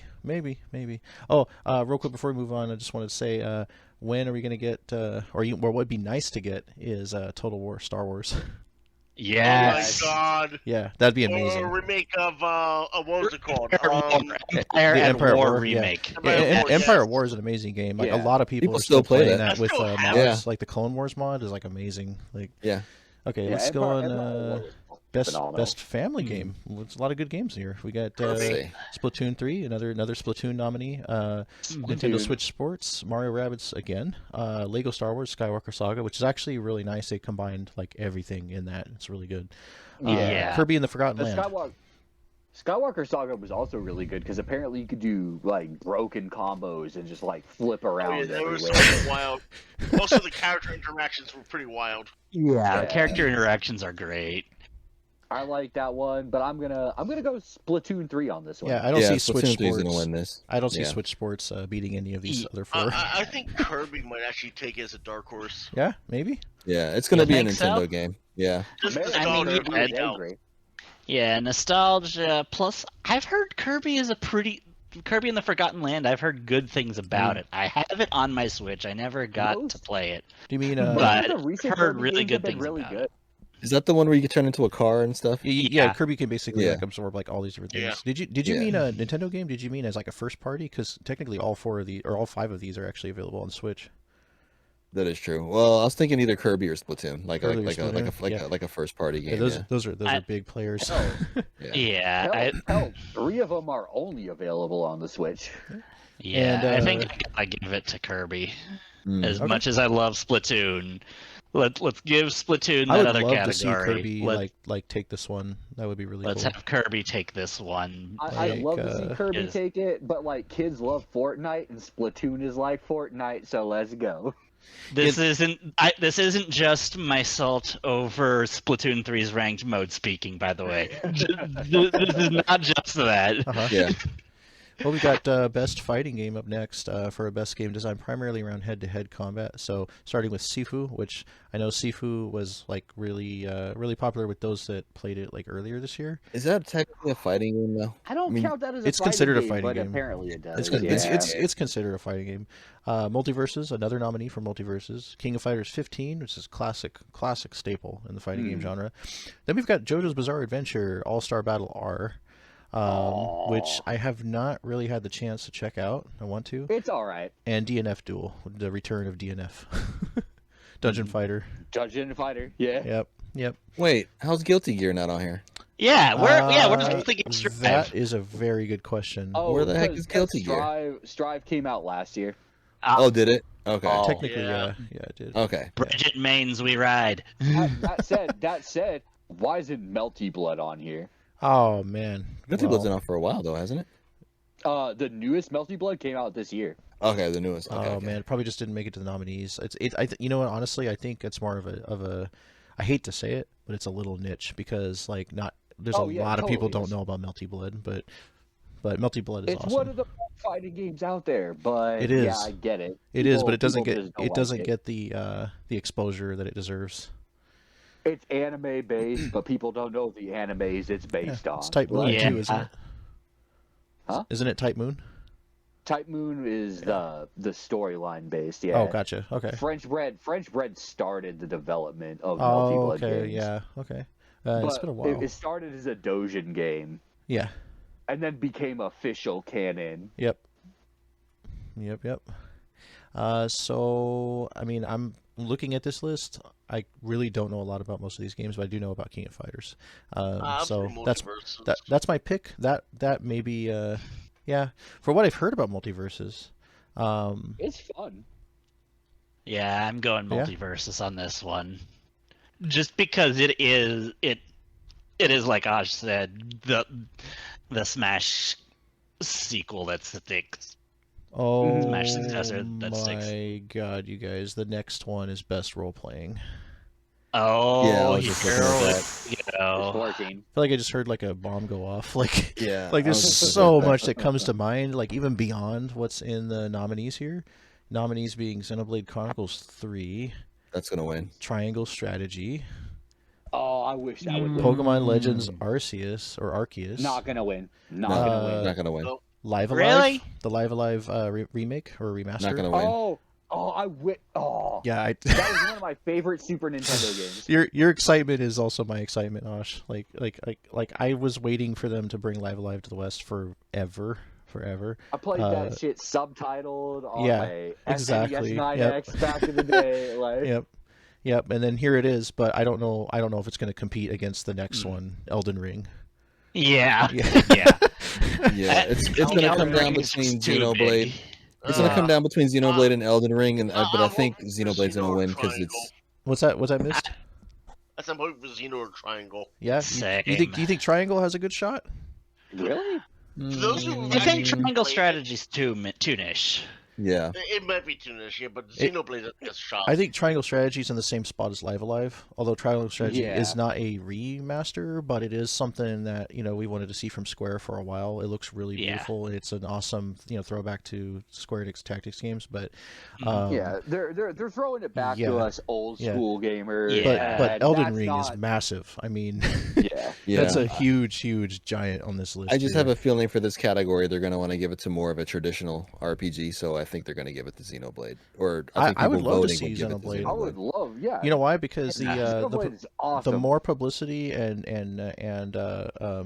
highlight on the Xeno franchise, the better. Because like those games that, to me, have never disappointed ever. Like not even a single one ever. Yeah. So Nice. I want to give love it to Namco. Arceus just because they did something different. yeah, They took a risk there that I It was a think big risk. every Pokemon Yeah. fan in the world has been asking them to take for years. true. It was definitely a risk, and it did not pay off, but they tried it, and I appreciate that. Yeah. Oh boy, we're getting to the real big categories now. 16 to go. Best action adventure. With Tunic, another nominee for Tunic, another nominee for Stray, Horizon Forbidden West, God of War Ragnarok, and A Plague Tale Requiem. Horizon. Whoo boy. Yeah. I would. Gotta go Forbidden West. You think Horizon's going to beat it's Ragnarok? Ragnarok No. just came out. Ragnarok's just way come too out. new. It's- Yeah, it literally it's- just dropped. But still gonna win, though. that said, people can vote online. You know what's funny about that? I have seen really popular franchises pop up in the Game Awards that are like weeks old and they win. Yeah. So if Just like the if last there's God of War. any that are going to do that, it's going to be Ragnarok. Yeah, it's just like the last God of War. Yeah. Because it came out in the fall the last time. It's gonna. Yep. It could very easily be Ragnarok because even if it hasn't come out, even if people haven't played it, they're gonna vote for it because they're like, because it's God of War. Yeah. And the other thing too, we got to keep in mind with Horizon. Remember that game got buried like a week later by Elden Ring, so a little bit of their buzz and a little bit of their momentum got killed. That's very true. So it might affect them in some of these categories. Good memory there. Yeah, I forgot about that. Yeah, I mean, I hope we got to see what the rest of the nominees are, but I hope Horizon takes something because there were a whole bunch of like complaints about like, oh, Aloy looks like a man. I'm like, what? They did kind of man her up a little bit in this one though, just a little. Nah, she just looks like she's strong as fuck. And if you think that's mannish, that's on you, bro. I feel like God of War Ragnarok's going to take it just because. Yeah. God of War. It's God of War. And yeah, from what I've been reading, but it's not going to win it. Yeah, from what I've been reading, God of War Ragnarok is pretty much unstoppable. It is phenomenal. So, I've seen it get some rare high scores from reviewers that I think generally I generally agree with and see what. Yeah, like they have really good scores for like the God of War, not reboot, but like God of War. You know my problem with Ragnarok is my only problem with Ragnarok is I need to play the 40 hours of the 2018 God of War to be able to play this one. Yeah, that's about where I'm at. I mean, if you really wanted to, you could jump in, but if you're like me, like you want to play everything in order. True. Yeah, call back to that Star Wars Rogue One, that Black Imperial droid, where they're talking about the odds, and he's just like, it's high, like it's the chance for name? DB9. It's been I think was it. Man, it's been a minute. Something like that. I'm looking at my figure of him right now, and I forgot his name. But it's high. The chances are high for Ragnarok. So, best action adventure is best action adventure game combining combat with traversal and puzzle solving. The next category is best action game. So that was best action adventure. Best action game is best game in the action genre focused primarily on combat. So the combat is much more. It's going to be Elden Ring. Elden Ring's not nominated. Elden Ring's not nominated for this one. Nominations is Shredder's Revenge, Teenage Mutant Ninja Turtles, Shredder's Revenge. That's my vote. Again, Sifu has another nomination for this one. Neon White. It's got another nomination. Call of Duty Modern Warfare 2 has another nomination. Of course. The campaign, I have seen part of the campaign. It's pretty cool. And Bayonetta 3. There's a lot of controversy around Bayonetta right now. Though. The combat in Bayonetta though is pretty insane. It's pretty unique at least. It's the controversy too isn't really about the game either. Yeah. So the game is the voice actress being like an all-right crazy bitch who lied about her contract. Yeah, she just lied pretty much. Yeah, but the game can stand on its own. So anytime there's a new Bayonetta, it kind of has to be instantly nominated for this. But my personal vote's Ninja Turtles, but I'm a little biased. Yeah, me too. I'm going Bayonetta just because that's the only one out of this category I'm actually familiar with. I haven't played it. To be honest, that one actually might win too. But I gotta go Bayonetta here. Yeah. That's a pretty safe bet. Skipping a couple categories here. We're just gonna skip the what was it, the AR and VR innovation and some AR VR ones. Let's go to best community support, just because I think it's worth a mention. Final Fantasy 14 is right there in the middle with the Warrior Light staring deep into our souls. Next to Fortnite. I'm sorry, but that's no contest. No Man's Sky. I don't know. People voting online. Fortnite might come up. I mean, who was that? Who was that streamer that got triggered last year when Final Fantasy beat Fortnite last year? That's the where's the heels guy. I can't wait for that to happen again. Yes. No Man's Sky, Destiny 2, Apex Legends, Fortnite, and FF14. Now, my thing is when we're talking about the best community support, that means recognizing a game for outstanding community support, transparency, and responsiveness, inclusive of social media activity and game updates and patches. Now, I know several of these, and I know that a lot of them do have some awesome people in their community teams.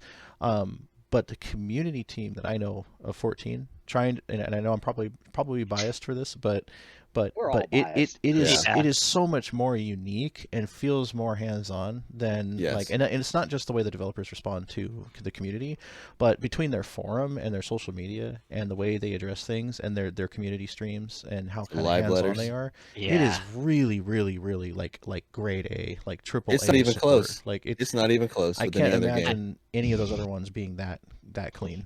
Yeah. I can't say there are many other games that I've woken up at odd hours to watch a developer stream for. Exactly. Yeah. Yeah. Yeah. Yeah. Agree. Granted, part of that is Square Enix is based out of Tokyo, Japan, but I've never also- joined into a dev stream and watched a dev cry. Or a Yeah. cry. Or Right, Dev right. show up dressed as a giant rabbit alien. yes, Yeah. Morbing Well, it Way. was a We have- beaver too. It was a beaver the previous year and a few others. But We have to shout out Morbing Way. Yeah. Oh, And also, I I forgot have to about ask you guys Morbing this. Way. I have to ask you guys this too. We see a lot of apologies from corporations, from developers, from whatever yes. in our society. Like when these guys make a mistake and they apologize, this is one of the few public whatever bodies organizations. I actually believe them when they apologize, Mhm. Oh, and yeah. that speaks a lot. Oh Yoshi yeah. P, Yoshi P was legit crying when he had to Right. delay Endwalker by 2 Yeah. weeks. Yeah, Yeah. Like, And I even actually saw believed them, them. So during sorry. FanFest. They came out on stage after the Raubon X fiasco in 2017. They came out on the next FanFest and did the full on all the way on the ground Japanese Yeah. full bow yeah, of yeah. sorriness. Yeah. and on top of wow. that, I believed them. Yeah. You know, like so Yeah. they always win this category to me. I mean, they've never ever caused us any reason to not trust them. But looking at the others, like I said, No Man's Sky has come a long way. Fortnite very, very popular, very successful. Destiny 2 still going real strong, and Apex Legends Destiny very 2, popular with Destiny 2 a lot is of doing people. really Destiny good right now. It's But, good, but I can't give it best community support. As funny as Telesto Week was, Oh yeah, Telesto. I don't. That was amazing. Yeah, I don't. I love Destiny 2. Mhm. It's a great game, but looking at what else is in this category, it does not deserve best community support. It's real hard to. Yeah. compare. Also, Yeah. as a parent with a bunch of kids who play Fortnite, I can't give it to Fortnite either because they like to do their major updates on Friday nights when everybody's home. So the Yep. kids come over Are to you play, serious? and the whole server shut down on a Friday. Aw, come on. And I'm like, Oh. what is that? And then, Aw. like kids are asking for V-Bucks. They want V-Bucks cards for their birthday or for Mhm. Christmas. It's super predatory and it's super FOMO. Oh, So man. in those Yeah. ways, I can't give it It's to that, and I can't give it to Crazy him for the either. FOMO, because Yeah. like you can't buy this skin after this week. Yeah, and the skins don't make any sense. One of Man. them's Santa Claus, so you're driving around as Santa Claus shooting people, and my kids were laughing like, "I'm Santa Claus shooting people," and I'm like, I mean, that's moving well, now. that sounds like the Wow. chaos of Fortnite to me. But "Yeah, Like, it's just as a that's non-Fortnite movie that player. just got released tonight. Yeah. yeah." I've so they never like doing touched update, Fortnite yeah. once and never will. But Yeah. but from what I've seen, I've seen, like I said, same thing with Harry Potter earlier. I see coverage for the games that I don't normally play and stuff like that. And even like there was something else that I mentioned earlier I haven't played yet. But looking at what I know of Fortnite, it sounds like Fortnite to me. Yeah, it's So, yeah. just yes. So if you didn't know that thing about it before, you like that's something you should know because It's that's not good. awesome that we have a That's- parent's perspective on the podcast.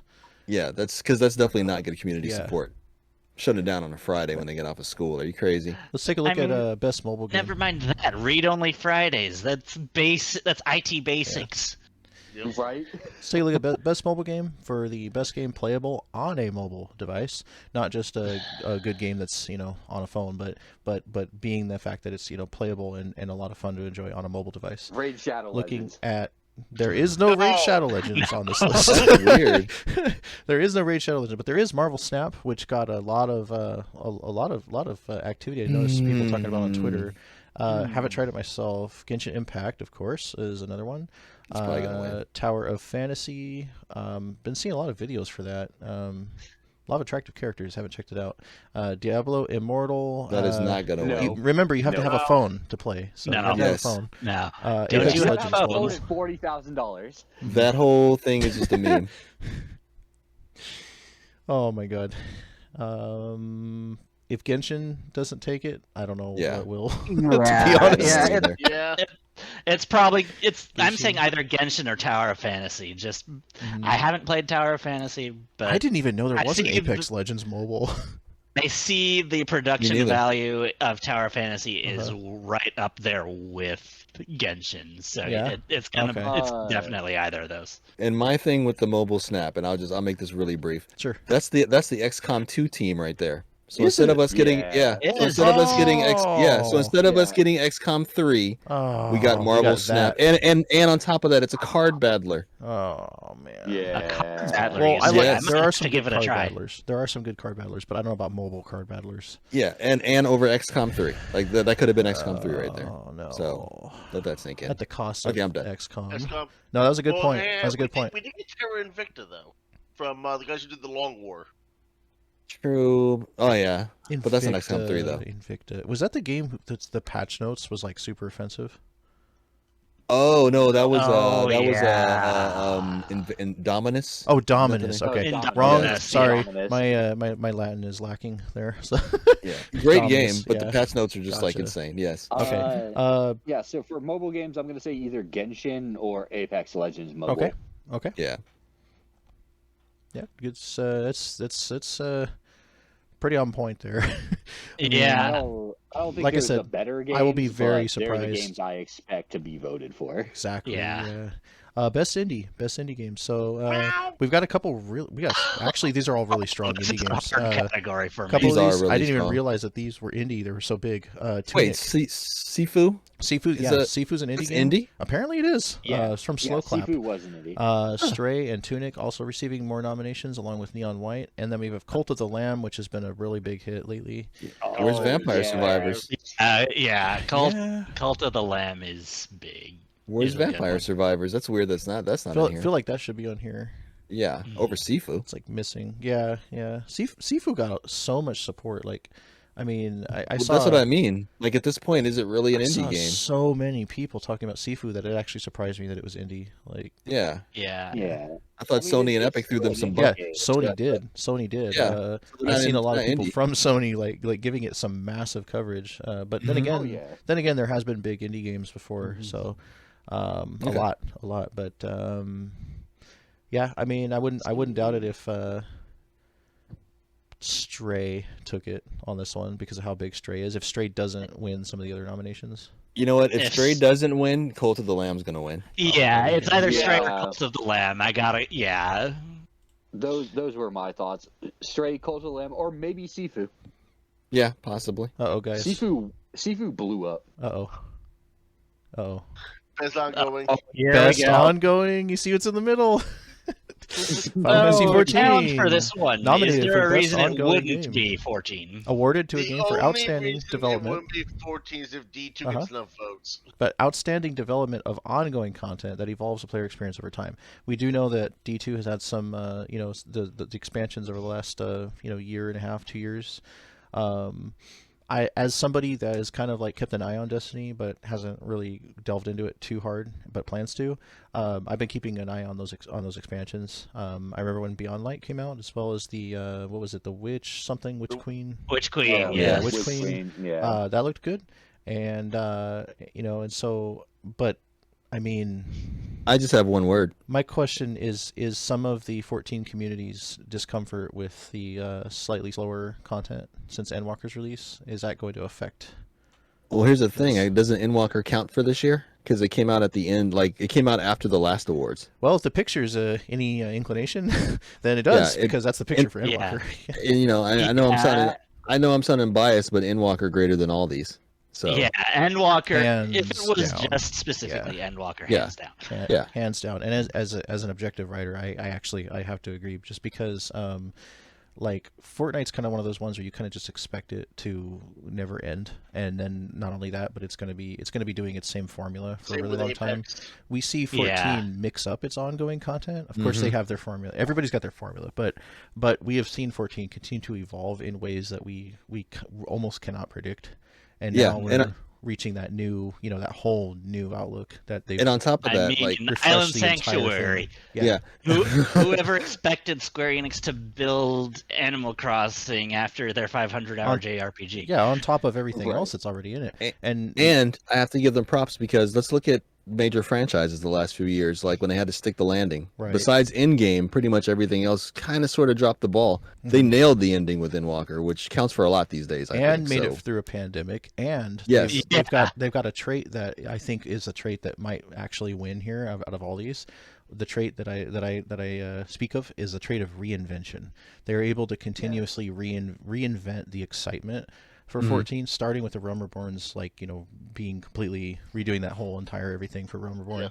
And every time they release a new expansion, they're turning the game upside down again, over and over again. All your expectations are just blown out of the water, you know. And it's just, I think that's what's really going to get them for best ongoing. The fact that they're able to do that. With these others, you expect good content, but you kind of expect, building off of the same stuff with just more, I guess. But the stuff that keeps coming up 14 is there's stuff that was never even in the game before or like the game before, like Island Sanctuary, big example there. Just thrown in because they wanted to. All the new stuff they add in 14. This is one of the things I love about the game. Nothing's wasted. Like even little side characters and little throwaway lines ends up being something later. I love that. It really does. It really does. So, games for Impact. Let's skip. We're gonna skip that one. Best performance. Let's go to best performance. We get to talk about some VAs here. Best performance category is awarded to an individual for voiceover acting, motion, and or performance capture. So not just the voice, but also the motion capture. Big names on the list. One being Christopher Judge, who's Kratos from God of War. Yeah, he's winning that. Also of Star Trek fame, or not Star Trek, Stargate. Wrong star. Yeah, wrong Stargate. And then of course we also have Sunny Suljic for God of War Ragnarok. I'm assuming is that Atreus? Yeah, I think so. Is that Atreus? Okay. And then Immortality. Excuse me. Man Engage and Plague's Tale Requiem. Charlotte McBurney and Ashley Birch from Horizon Forbidden West. Ashley Birch is I do awesome love some well. Ashley Birch. Yeah. I do love some Ashley Birch. Hey Ash, what you playing? I think this is going to come down to Ashley and Christopher. I honestly do not know the other three, to be honest with you. I don't know any VAs. I barely know VAs in the show that I've watched for literally over 10 years. Never mind any of these. Yeah. But I think just based on my limited knowledge of God of War and the role that you say Christopher Judge voices, I think it's got to be him. Christopher Judge is extremely talented, and it's not he's just done that so much work. It's not just like the way the tone of his voice is, but it's the way he approaches his roles as well. If you know what I mean, he can do things that are just so completely different, and that's a very good sign of a really good actor. And 3 or 4. There's 4 games listed here. 5 voice actors and actresses. We have 2 that I know. Ashley Birch and Christopher Judge, but there's 3 games here that I'm aware of. I don't know where Immortality is, but Ashley Birch is also is probably the biggest contender to Christopher Judge. It's going to be one or the other, but it's probably going to be Christopher Judge because it's God of War is on everybody's mind. Yeah. Nora, if you're not familiar with Ashley, she's Tiny Tina from Borderlands as well. Yeah. Tina in that. She's also in a Final Space. She's Ash in Final Space. Oh my god, I forgot that. Yeah, and these folks, they're good with the motion capture too. Ashley Birch has actually come to a couple of our conventions in the past, and so her energy is always really awesome to be around. Same thing with Christopher Judge. He was at a Comic-Con not too long ago that I didn't go to, but I watched some videos from, and then of course following him on social media. It's funny when you have a voice actor who's really really good in their roles, but their personality online, outside of the games even, just continues to be awesome. No, Chris Judge is phenomenal. I have a really hard time picking between Birch and Judge. So yeah, it's gonna come down to those two. Yeah. Yeah, just a few categories left. Best audio design. This could be a little bit hard because if I'm going by the trailers I've watched for the games I haven't played, there's a couple really epic ones here, like really epic. Like there was a God of War Ragnarok trailer that was absolutely amazing. There's an Elden Ring trailer that got me real early on. Have not watched GT7 trailers, but their sound is always on point though. But I believe always. I believe that. And Forbidden West is the only other one that I have experience with, and of course I'm expecting Modern Warfare 2 to have good, good weapon gun sounds. I can't call this like any of these games to win it. It's hard, isn't it? Given that this is audio design and not soundtrack, Yeah, I think I gotta go GT7. Like we talk so much about games approaching realism and all of that good stuff. GT7, if it's not there, it's really close. Oh yeah, just hearing yourself like starting to like burn out your tranny, just like oh wait, no, I need to shift right now. Yeah. I have to mention with Elden Ring, because a lot of the Souls games, and let's be honest, this is a Souls game. A lot of the story is not obvious. You have to investigate and stuff, and that includes sound cues and just even noises that bosses make when you hit them.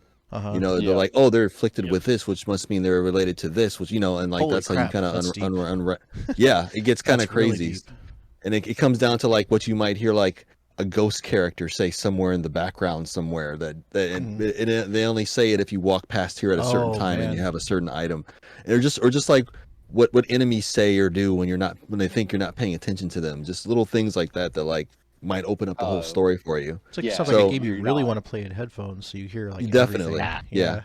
You ain't running for this particular ending, but you'll hear shit.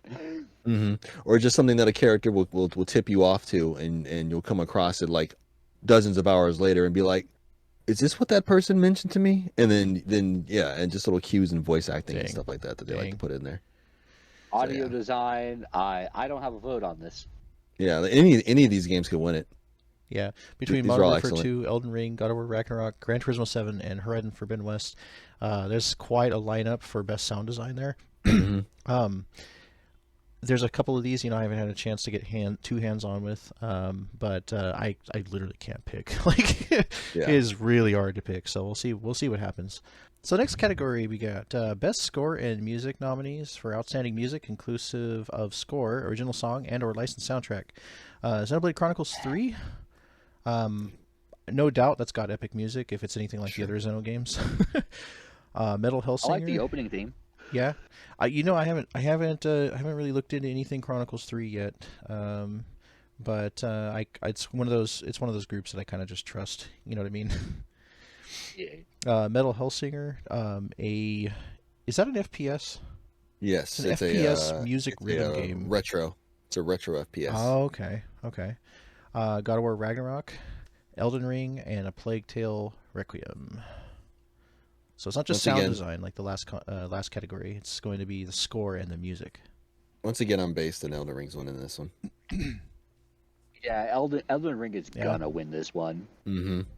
But I think Metal Hellsinger should win this one. It's a big competition on this one, I think, because Tsukasa Saito composing Elden Ring, and then Yasunori Mitsuda composing Xenoblade Chronicles 3. But then you've got Metal Hellsinger, which is like, it's a music game out of all 5 of these. Yeah. So what is it going to be? And Plague Tale, I just don't know enough about that soundtrack. Yeah, and like you named those 3, and the other 2 that you didn't name could just as easily win it too. So this is a tight one. But me personally, Elden Ring.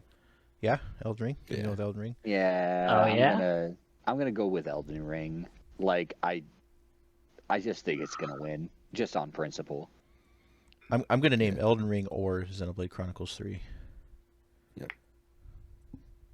Yeah. I'm going Elden Ring just because, like, instinctively it feels to me like it's one of those games with a good soundtrack.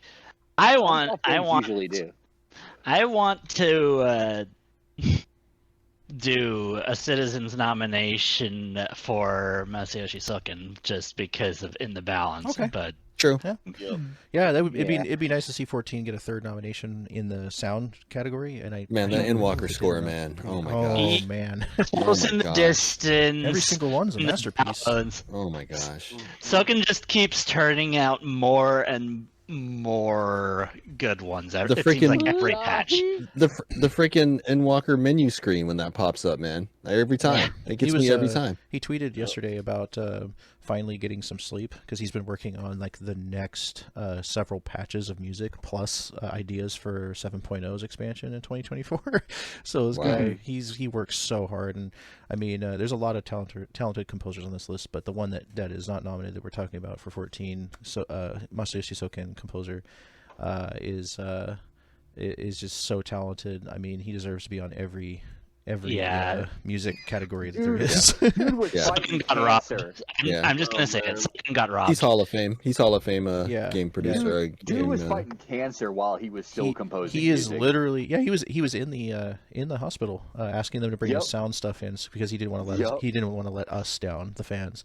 But one other thing I was gonna say is oh crap. One of those classic brain fart moments. Like last second brain fart. We're talking about Soken. Okay. It's all right. I don't want to take too much time trying to remember. We'll just move on. But yeah, Soken for sure. I want to say that like we could easily sound biased because we're all 14 players and we love it so much. But this guy is exceptional. Oh, I remember now. What I was gonna say was if there was being a big Uematsu fan, growing up, if there was anybody that I could ever see be that like pseudo successor to Uematsu, I would name Soken. I mean, I love Hitoshi Sakamoto, who did a lot of the Evil East songs as well. But but I feel like Soken really understands FF like 100% in all of its forms, and not just the really high classical Evil East soundtracks.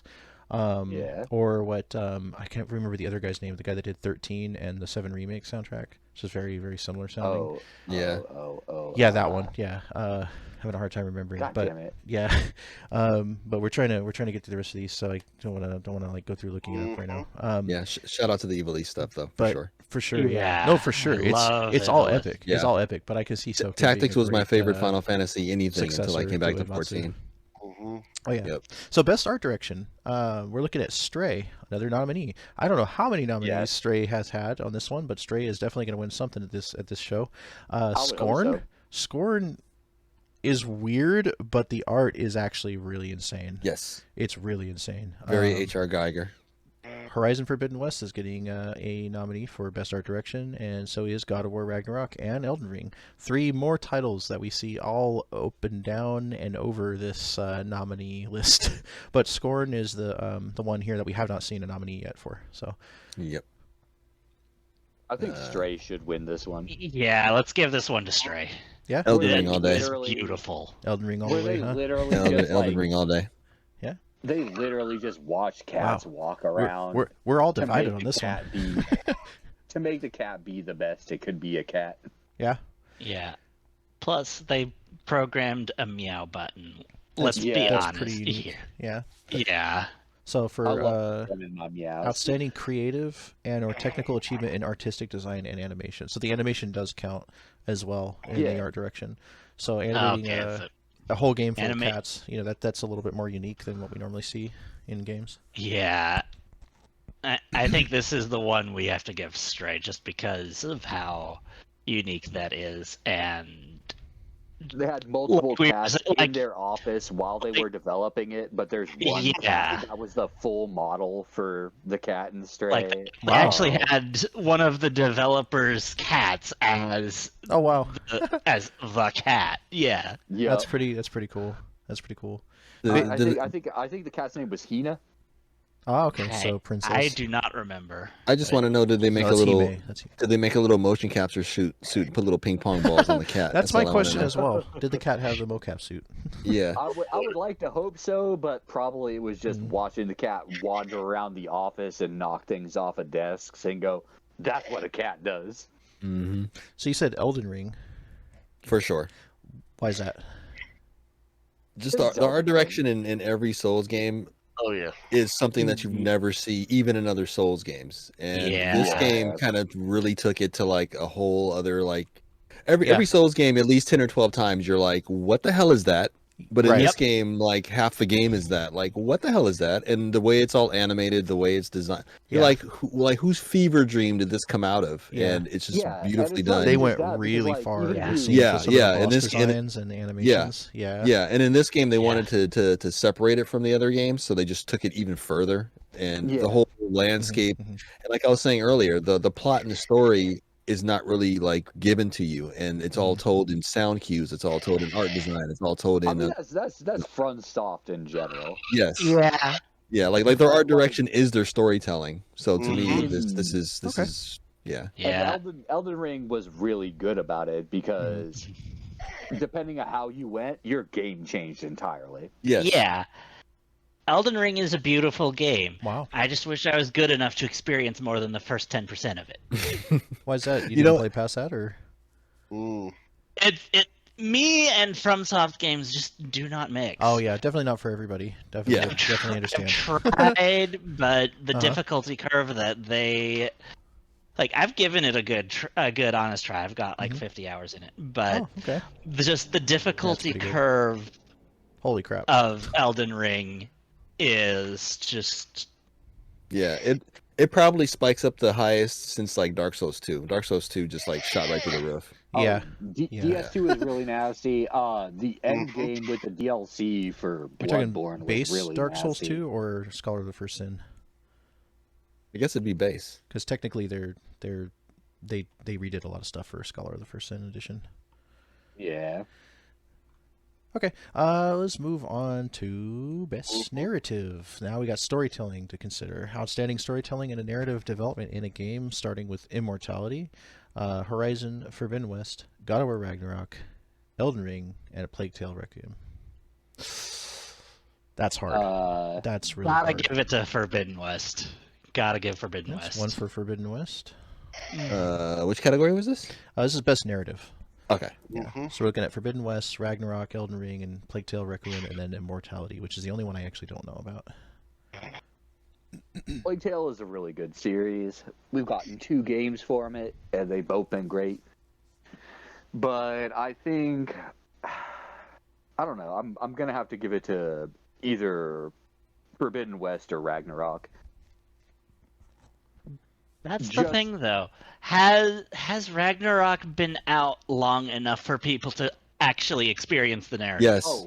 Yes. Well, these are all games I haven't played. Yes, I'm because just betting on what people have played and what they're voting on. And this this is more me. This is more me teasing. Somebody died. This is more me teasing all of my PlayStation fanboys out there, because I have some friends and we kind of like tease each other back and forth, PC and PlayStation. I always tease them because they always look forward to, like, you know, your big tentpole games, your Horizons and your God of Wars, and then they beat them in a week, and they kind of like sit around and wait for the next big game. So to answer your question, most people have experienced the whole game, because most of these games people do beat in like a week or two. So I have a feeling by this point most people would already beaten it who really wanted to beat it, you know, or had the time or whatever. Exactly. Yeah. To go along with that, and it's funny because I see both perspectives here.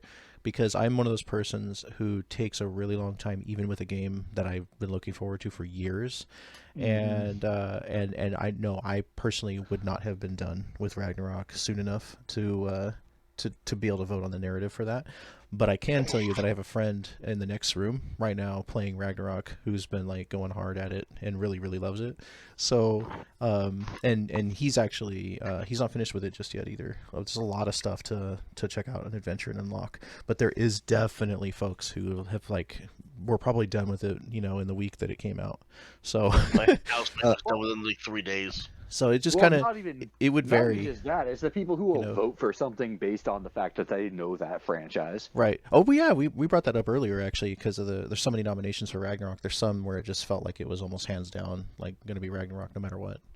And also a fun fact about me that you guys don't know. You guys see how my screen name on Discord and pretty much everything is called the Save Rings? Yeah. Yeah. Mm-hmm. You know where that comes from? Where's that come from?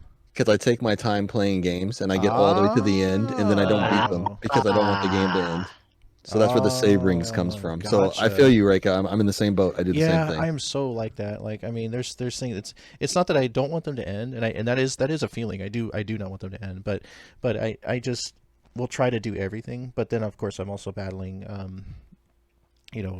daily work, running a large community, and what other games I can fit in, and various health issues and things like that. So it's like a combination of like which thing's going to spread me thin, on which day. Yeah. But for life, like someone just said, it's a combination of life and then also taking my time. So, but I very much do like take my time. I hate rushing through games. Like I really hate rushing. Yeah. Yep. So Even hence there's games where hence my screen name. There's so many times I got to say there's so many times where I will actually pick up something and I go, I don't really know that much about this franchise. I don't know that much about this storyline, but it looks cool and I want to play it. I don't really care if I skip a few lines of dialogue here and there. And there's just a little bit of that going in, and I already feel bad. Like I already feel like I need to read everything. And I was about to say, like no stone you turn unturned. around and like, wait, no, I need to restart this game. Yeah, and it's like, wait, maybe I really will like this, so I should read everything. Like I was doing that recently with Divinity 2. I spent a couple hours. Oh my lord! I cannot play those games. I can't play those games. There's just too much to do. I just can't do it. Yeah, too much to do. It's like I keep finding myself stuck in like these humongous games, but I love it. I don't even care if like I don't finish it within like a couple years. You know what I mean? Like it'll be years later, and everybody will be moved on to like the next PlayStation, and I'll still be like playing stuff from like 2 generations ago. Yeah. But hey, as long as you're having fun, fun. And but in this category, but in this category, I have to give a shout out to Asobo Studios. They're the ones that make a Plague Tale. Where else can you make Flight Simulator and then make a game that gets nominated for the best story? Yeah, they're the ones that made Flight Simulator. So they made a Plague Tale Flight Simulator and then a Plague Tale Requiem. Wow. So what other company can write like game was a goat. Talk about going from like dark to light to dark. Yeah, like something small and personal and gritty with like a story, and then you literally render the entire world. And then you come back and do a sequel to the small, gritty, personal story. Man, like, that's pretty amazing. Didn't the first Plague's Tale win like multiple awards? Yeah, a bunch of stuff. Yeah, and then Flight Simulator won a bunch of stuff, and now they're being nominated for this again. Simulator. Flight Sim is the one that got away for me, just because of how much of a pain it is to actually set up that stuff every time I want to play it. Oh, you got the full throttle and everything. Hell yeah, I do. Yeah, me too. Okay, second to last is Best Game Direction, awarded for outstanding creative vision and innovation in game direction and design. Looking like some very familiar nominees here. Right? Stray, Immortality, Horizon. What is this Immortality game? God of War, Ragnarok, and Elden Ring. Yeah, we're gonna have to look up Immortality. There's a few of us that haven't seen that one. Yeah. I think Best Game Direction should go to Stray. Yeah. Elden Ring is gonna win it. Yeah. Elden Ring or the God of War. The battle between God of War, Stray, and Elden Ring, and I kind of feel like Horizon is just slightly under that bar. I think this is where, Horizon like you were saying, Horizon getting overshadowed by Elden Ring literally the week after is gonna kill it. Yep. Yeah. Yep. And also, like I keep saying, Elden Ring and those Souls games, there's no direct story right in front of you. It's you're literally being directed to pay attention to the audio cues and the artwork to figure out the story. So it's kind of hands down. It has to, at least in my books, it has to. Now we've got the biggest. I don't think Ragnarok should win, but Ragnarok is gonna win a bunch of this just on principle of being God of War and people who blindly vote for it. I could see Ragnarok winning because some of those boss fights, the way that they're scripted out and the way that they're like animated with the cutscenes in between and like the quick time events, that's beautifully done. So that could easily win too. Oh, Yeah, no, I'm not talking any shit. I'm just thinking a lot of people Oh, who yeah. haven't even played it yet are gonna vote for it Yeah. on principle of being Kratos. True. All right, you guys, you know what time it is? It's Game of the Year time. Recognizing the game that boy. delivers the absolute best experience across all creative and technical fields. Xenoblade Chronicles 3 is the first one on that list, and I don't have the experience with that game to say anything about it. Although I love the Xeno series, I just haven't played Chronicles 3 yet. Yeah. Stray being the second one, Horizon Forbidden West, God of War Ragnarok, obviously, Elden Ring, and A Plague Tale Requiem. So lots of names here we've seen throughout a lot of nominations on all of these categories. What do you guys think? I think it's probably gonna go to Elden Ring. Elden Ring Game of the Year? Yes. The only thing I'll say about this list is, and this is no disrespect to the actual game itself, and it makes total sense that it's up here, but I feel that Vampire Survivors should have been on here instead of Horizon. On Game of the Year? Okay. Yes. Okay. But yes, I think it's going to be Elden Ring, hands down. I wouldn't be shocked. I like Stray more. I like Horizon Stray more. I haven't played Requiem, but I played the first Plague Tale game and it was awesome. But I think it's gonna be Elden Ring. Yeah. I wouldn't be shocked if any of these games won, but I think it's really between your God of War and your Elden Ring, with maybe Xenoblade on the outside chance. I take it back. I would be shocked if Xenoblade Chronicles 3 won. Yeah, I can see why. Because you've got two big JRPGs on the list. Technically, Elden Ring is a JRPG. I only say technically because a lot of JRPGs are known for being like anime style. But Xenoblade Chronicles 3, I just, as good as it probably is, and as good as the Xenoblade franchise is, I just with every there's so many different demographics of gamers that are more into Elden Ring than they are JRPGs like Xenoblade. I know people who won't even touch regular other JRPGs, but they're into Elden Ring, and so it's like that's maybe one factor to consider. When you think about Game of the Year, or when I think about it, I think of a game that I've literally, whether I'm playing it or not, I've heard about it all year long. Just constant coverage, constant excitement, whether it's out yet or not. And Elden Ring does seem to take that cake for me. But I wouldn't be surprised if Ragnarok doesn't just scoop it up. Yeah, you know what I mean. So, I can't see Plague Tale, Horizon, or Stray doing it as good as I don't know. I feel like there's enough people who really love cats that I love cats. I love every kind of cat. I just want to pet all of them. But you can't. And these awards are voted on by the internet, right? Yeah, exactly. Yeah, loves cats. Yeah. So cats on the internet. Yeah, you're right. There's a very good chance.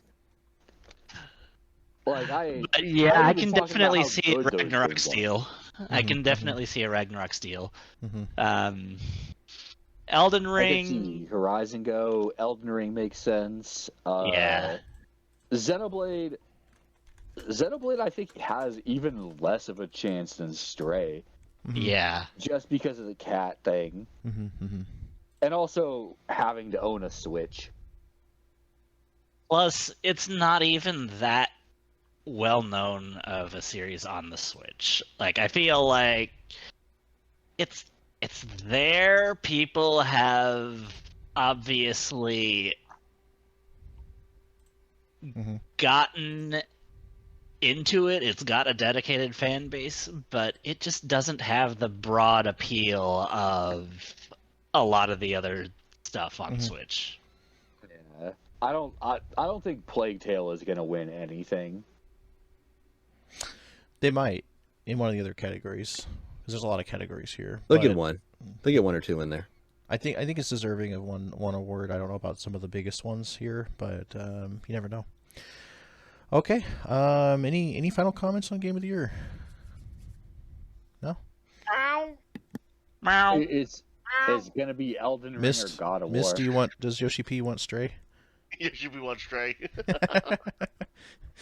Well, you know what? If Ragnarok wasn't on here, I could see Stray being a bigger contender, but it's kind of hard for me to see Ragnarok lose to the cat. So, as much as Stray was a big deal, throughout its release cycle, and then people still people still really enjoying it.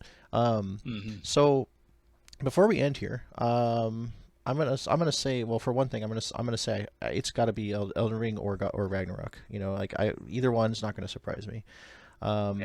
But for Game of the Year, but I have a small list I've compiled of games that were actually not nominated and could have been nominated for any of the categories in the Game Awards that we've talked about.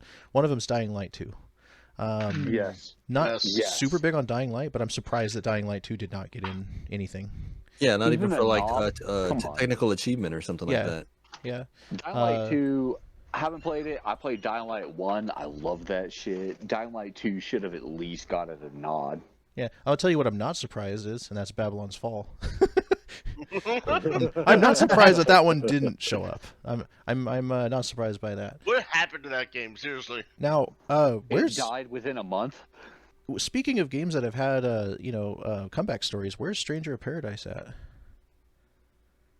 Yeah, really? Has that really been a big comeback? Yeah, no. As far as the fact that when it came out, everybody was making fun of it, and then everybody thought it was going to suck because it looked like a cheap Team Ninja game or something. And then it came out, and people were like, "Hey, this is actually pretty good." Like that's what I've heard for months now. Is like, "Hey, this is actually pretty good." I'm just surprised it didn't pop up anywhere in the entire nominee category because it's kind of been talked about a bit this year. But this it was basically them trying to beta test the systems they're going to be using for 16. Okay, so where is Tiny Tina's Wonderland? That didn't show up either. Yes. That's been a big one of the year. You know, that was on there, didn't get talked about. That game was didn't get nominated. I love that game, but it's bad.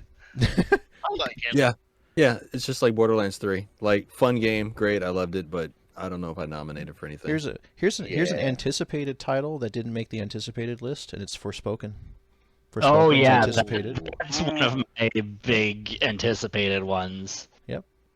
Other ones that didn't get nominated. I would play the shit out of that game. Here's a name for you: Tactics Ogre. Tactics Ogre Reborn. Yeah. It's because it's a remaster. It is in that super new category, but then again, we did see a few other super new ones. It's in that super new bracket, yes, but yeah. Tactics Ogre is phenomenal. A very is best. Yeah. I've only barely gotten into it, but what I've seen of it so far is very, very high quality. Yeah, you know what's funny about Reborn is like for some people it's gonna be like the third or fourth time they've seen this game come out because it's the same game as Tactics Ogre Wheel of Fate, also known in the West as Let Us Cling Together. Another thing we mentioned in the last podcast, but this is like the best version it's ever been. The last best version was on the PSP with the 2011 release when Square Enix was fully became fully in control of the Tactics Ogre franchise, or the IP, I should say. But now they've actually added in so much more, like with the voice acting and additional features, that it kind of does deserve to be looked at as like a separate thing, even though it's the same story as Let Us Cling Together. Going all the way back to the Super Famicom, this game has continuously been remastered over the decades. I would say it's gonna be something that shows up on like PS Plus Premium as a classic game, even though it just got released. Yeah, but we're talking about games that we're looking forward to. I saw somebody playing Front Mission today, so I'm interested to see. Oh yeah, there's a new Front Mission. There's coming out? Front Mission 1's getting a remaster or a remake. It's a great game. Remake or remaster, I don't remember, but it's I think it's a remake. Okay. I'm not sure, but I saw somebody playing like an early build of it this morning, and I was like, oh yeah, Front Mission's coming out. The just recently retired Final Fantasy brand manager that's been the brand manager for a long time, Shinji Hashimoto, is a friend of mine on Facebook. He's actually been talking recently about the memories that's been bringing back working on the new, well, not really working on it, but playing around with the people who are working on the new Front Mission. Can't talk today. Wow. Front Mission, Front Mission, remaster remake. And I just saw some of it last night, so it's really neat. I was gonna say this is a game that I wasn't exactly like into, but it's been hyped a lot, and it didn't get any nominations. Was Gotham Knights? Have you guys followed that at all? Gotham Knights went up flopping a fair bit. Yeah. I can't But the hype like was Gotham real. Knights. I can't like Gotham Knights because they announced it for the PS4, and then like less than 2 months before it released, they're like, no PS4 version. Yeah, and they're like, hey, we want to concentrate on the next gen systems, and it comes out And for the then next it gen came systems. out like shit and, anyways. Yeah, Yeah. Yeah. and plus my whole thing with DC, it's kind of like a little bias I have against them. What's their deal with releasing games based on characters, and then the thing doesn't have the character in it? They love doing that, like a Batman game with no Batman, a Superman game with no Superman. They love doing that. I can't be mad about them. I got Batgirl, and I got like Tim Drake Robin. Let's go. Well, You know on the Marvel side of things, we've got Midnight Suns. Have you guys seen that? Not much. Not much. I'm sad about it. It's like XCOM Marvel. Okay. Yes. I saw somebody playing that today too. It's That's like, also a card battler. Yeah, I just had that on my list. Mm-hmm. Have you seen? Have you guys seen It's that? the XCOM team. Yeah. Have you guys seen that Arc 2 with Vin Diesel? The what? Arc 2? You should look it up. It's a picture of Vin Diesel in like a real like old like tribal gear in like Arc 2, and it's literally Vin Diesel. It's like Arc 2 featuring Vin Diesel.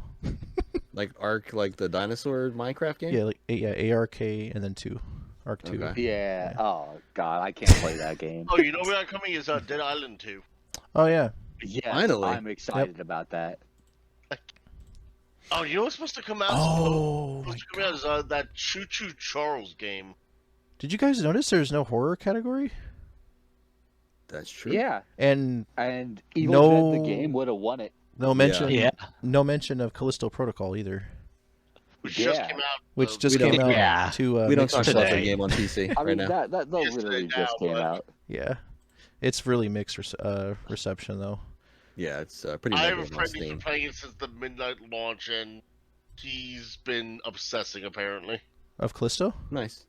Yeah, Callisto. Yeah. Callisto, I've heard nothing but good things about from people who had early access. Sonic Frontiers?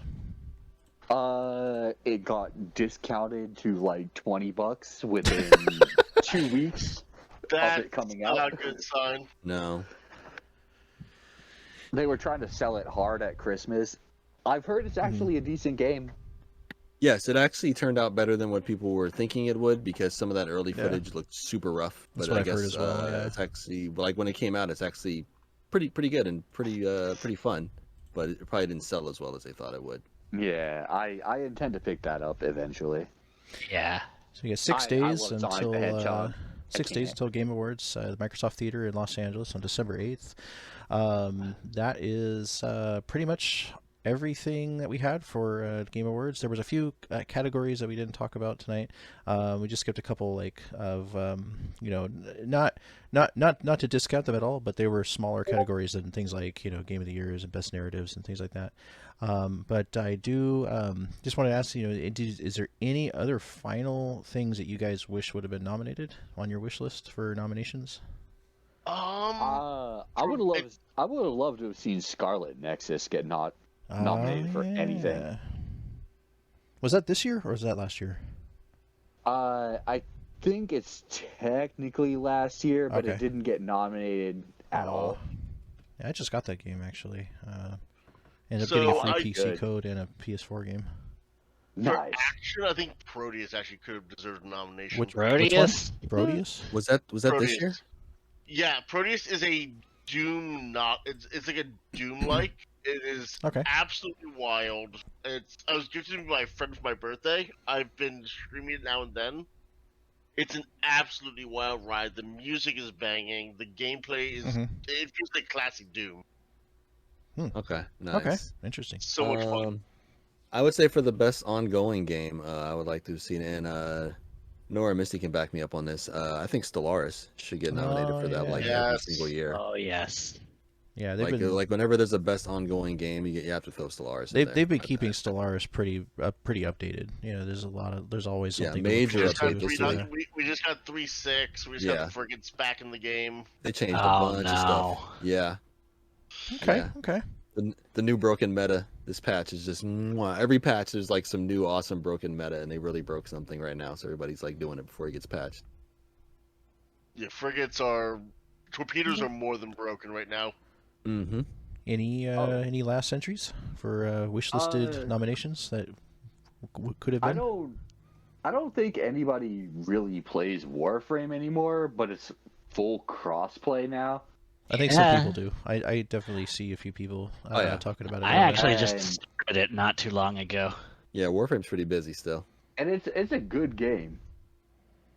You know who who's in our council that really liked Warframe a lot was Ari. Ari loved Warframe. Ah. Yeah. Nice.